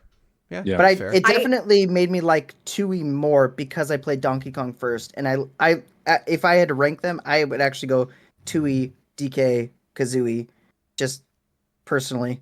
Okay. Yeah, I would say I think that Donkey Kong is a more accessible starting place because of what I said at the beginning about it telegraphing where you need to go and what you need to do That's in a more true. real That's way. true. Whereas Yeah. this game, you learn what the language of it is and where things can Yeah. be hidden. But I think it's harder to figure out as a kid on your first playthrough. Yeah. With I was a no kid. I was guidance. stut. There's no way. Only as a kid, though. Definitely not Need a few now. years. Definitely not now. Definitely has not nothing now. to do with Stupid. the now. Yeah. No. Lateral movement. I do also That's like right. that this game, the transformations, like many times you had to go outside the stage transformed because that breaks video game logic Yeah. at this point Yeah, in time, yeah. right? Like you would never like I can only use the power up in the stage. I mean, Look at the way every this Mario bee game is walks. that I way. love it. He's like, I love this. waddling. A little waddle. Like a corgi. Yeah, basically. It is a quirky. Little bumble butt. I think this game broke a lot of like expectations we had built based on game design and let you like kind of see outside the wall a little bit in a way that many more games would do after this. And I think it was kind of a pioneer in that way too. Yeah, and early 3D, you know, is awkward. This generation is awkward. It I is. say it all the time, and I think Matt, maybe Geoff, you guys, you both of you mentioned it earlier, but like to pull off a great game during such an awkward time and not have the game feel awkward is success in itself, I think. Yeah. It doesn't have to be perfect, but I mean, if you pull that off and it's impressive, I think. And that's that's Donkey Kong. That's a number of games that we've mentioned over the last little while. So I think it should be said too, like going back to this, it holds up pretty well. Even graphically, like it just the charm is still there. The gameplay's solid. Like regardless, I think everyone has to kind of acknowledge that Banjo did way more right than it did wrong, regardless of how you feel about it. What it did wrong will haunt me. But I agree. I mean, it's what we said in the N64 episode, right? The polygons that were stylized and cartoony will hold up way longer than anything that was quote unquote real. Geoff and I on a sister podcast, Flashback 64, played GoldenEye for it. And as much as I love that game, it holds up terribly. It looks awful because they were going for realism. This game, and yes, the Switch is doing a little bit of zhuzhing, but not very much. It still looks great because it's cartoony, it's blocky, it's very precise in its design, whereas games that were meant to look real, quote unquote, at this time have aged like sour milk.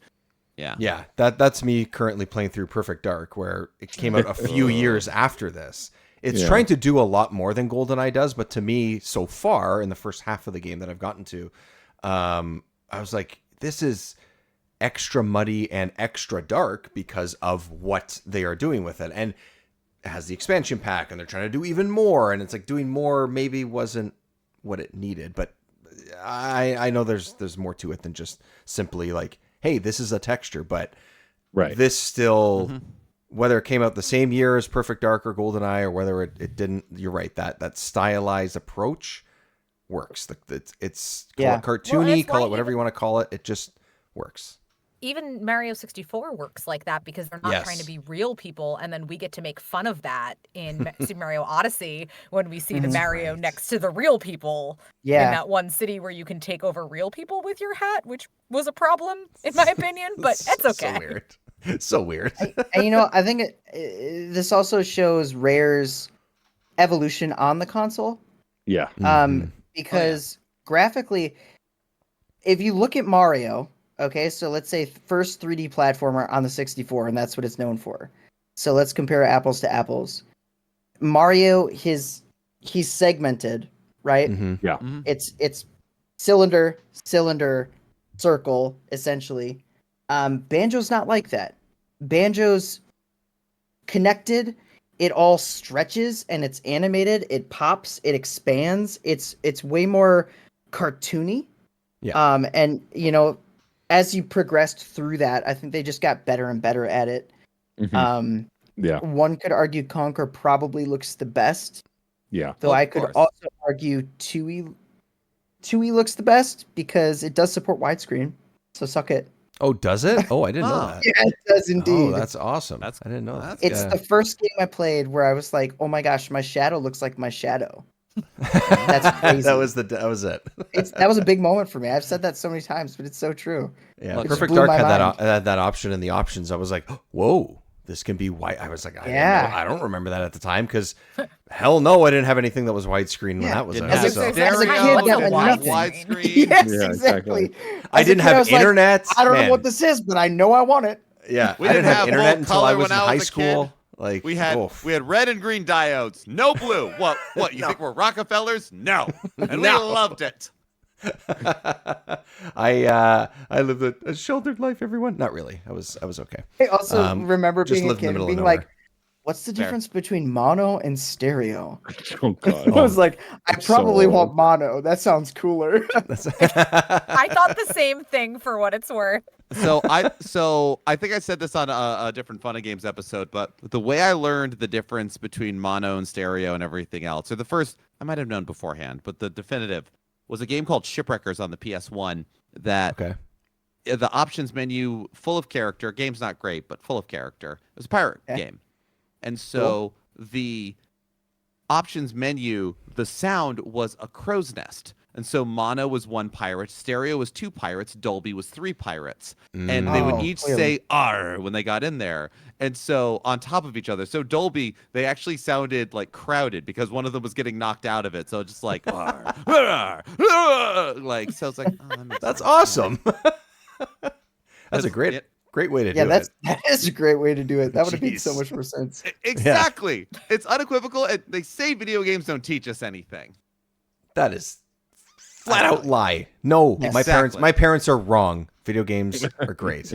It's not a phase. Right. I learned something from video games. Okay. Yeah, it's definitely not a phase. I'll have to tell them that tomorrow when I see them. It's still not a phase. Still not a phase. Still not a phase, Mom. Still not a phase, Yeah, Mom. no.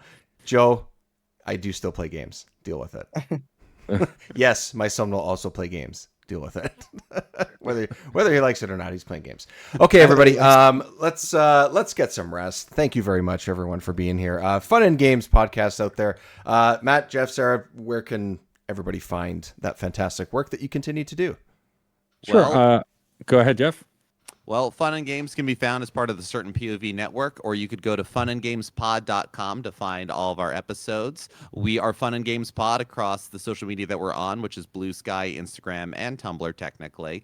We are, if you are interested in what we do, we are a conversation and interview video game podcast with an optimistic view of gaming from the idea that every game is somebody's favorite and no one can play every game that's out there. So it's all up to us to share our experiences. And we have a series called Side Quests with different hosts talking about a game they love and why they love it. Different hosts every episode. You can find me and my opinions on things across those same social media platforms at Geoff Makes Noise, Geoff, Geoff. For me, you can find me at djstormageddon.com for the stuff I do outside of Fun and Games. I also have a podcast called Reignite, which is currently playing through the Dragon Age series. We debuted as a Mass Effect podcast, playing through the Mass Effect series, all through the lens of playing as these characters that you create and making choices as if we would make them. And more importantly, especially in Mass Effect, which aliens we would kiss, because those are the most important questions to answer. Hell yeah. We are currently playing through Dragon Age 2 as of recording and really enjoying revisiting that game. And you can find that as well. I host that with the incredible Frankie Bradley Lestrange. If you want to hear my thoughts and memes on the internet, the best place is Blue Sky. I'm djstormageddon.com on Blue Sky as well. You can also email all three of us at our first names at funnygamespod.com. Fancy URL fun stuff. And yeah, that's the best place to interact with me online. And Amazing. you can find me at Sarah Moonin on Blue Sky. Nice. You can also find my voice acting stuff on jeffmona.com. Hey, Yes. there we go. It's You good can- stuff. You want to check it out. I mean, Geoff was able to hook us up We got with a taste of Kazooie, so Yeah, it's true. That's just Jeff's because got I like connection. birds. Oh, so that's just networking, really. That's networking, Yeah, really. I was gonna say it was actually Kazooie. More like though, nest so- working. Damn it! I wish I could just leave it there. But I guess I gotta ask Jiggy what he's up to. But Jiggy, how's it going, man? I guess. Oh, it's going. Dropping things left and right. Sometimes to lots of fanfare, and sometimes to little fanfare. Just depends. Just depends. I just dropped a super cool video about Super Smash Bros. Melee, going through every single stage and looking for secrets and kind of moving around with a free cam tool. It's pretty cool. I'm actually going to be streaming Banjo Kazooie myself. This episode's going to be airing after Pretty that's much done because I imagine I'm going to attempt to beat this in one sitting. Maybe I'll break it into two, depending on how I'm feeling. But I got a couple Celsius stacked up in the fridge. I'm like, you know what? Let's make it a Rock and good roll. night. Let's do it. I just learned what a I think I could Celsius do it. was a couple days ago. I had no idea. You're so old. Yes, good. yes, I am. I'm so sheltered in the last. I don't in the feel as last bad 12 when I months. drink those. Don't feel as versus bad? a Red Bull Yeah. or something. I don't feel as bad. So especially the green tea ones. I trick myself into thinking that's healthy. Of course. It's all healthy. It's all carbonated in a can. It's healthy. That's fine. Yes. As long as it tastes bubbles have healthy, help. it must be. That's it. Oh, I should say that I am doing Mumbo May. So I'm going to be doing a lot of rare content coming up. Nice. So, And just you for the can record. add this to it. There you go. Just another. This is part of it. This is This part is of part it. of it. You just didn't know it. I didn't know it at the time. No. Honored to be part of Mumbo May. Same. I celebrate Mumbo it every year. Mayhem. Oh, that's even I didn't mayhem. sign up for this. There's a picture in the Discord for you guys. It's great. Oh, I Oh, saw it. no. It's haunted. Yeah. Is Why that- would you curse us with this knowledge? Why? Why? Well, I was supposed to go to sleep, Jiggy. What the? Damn it. Well, Nightmares for everyone. you got to stay up a little bit because it's Switch pre-order night. Yeah, I know. yeah. That's, It's only a little I'm bit, a sucker and 45 I'll get it minutes. eventually, but Yeah, now's we're almost there.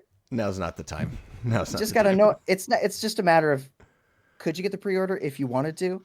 Like, aren't you curious to find out? You gotta Like, know. if I, You got to know. You gotta know. what am I gonna do with it? What do Just game. brag about it. It's bragging rights. that I got it and I Yeah, gave it to game, someone yeah. else and I didn't take it? Like, I mean, yeah.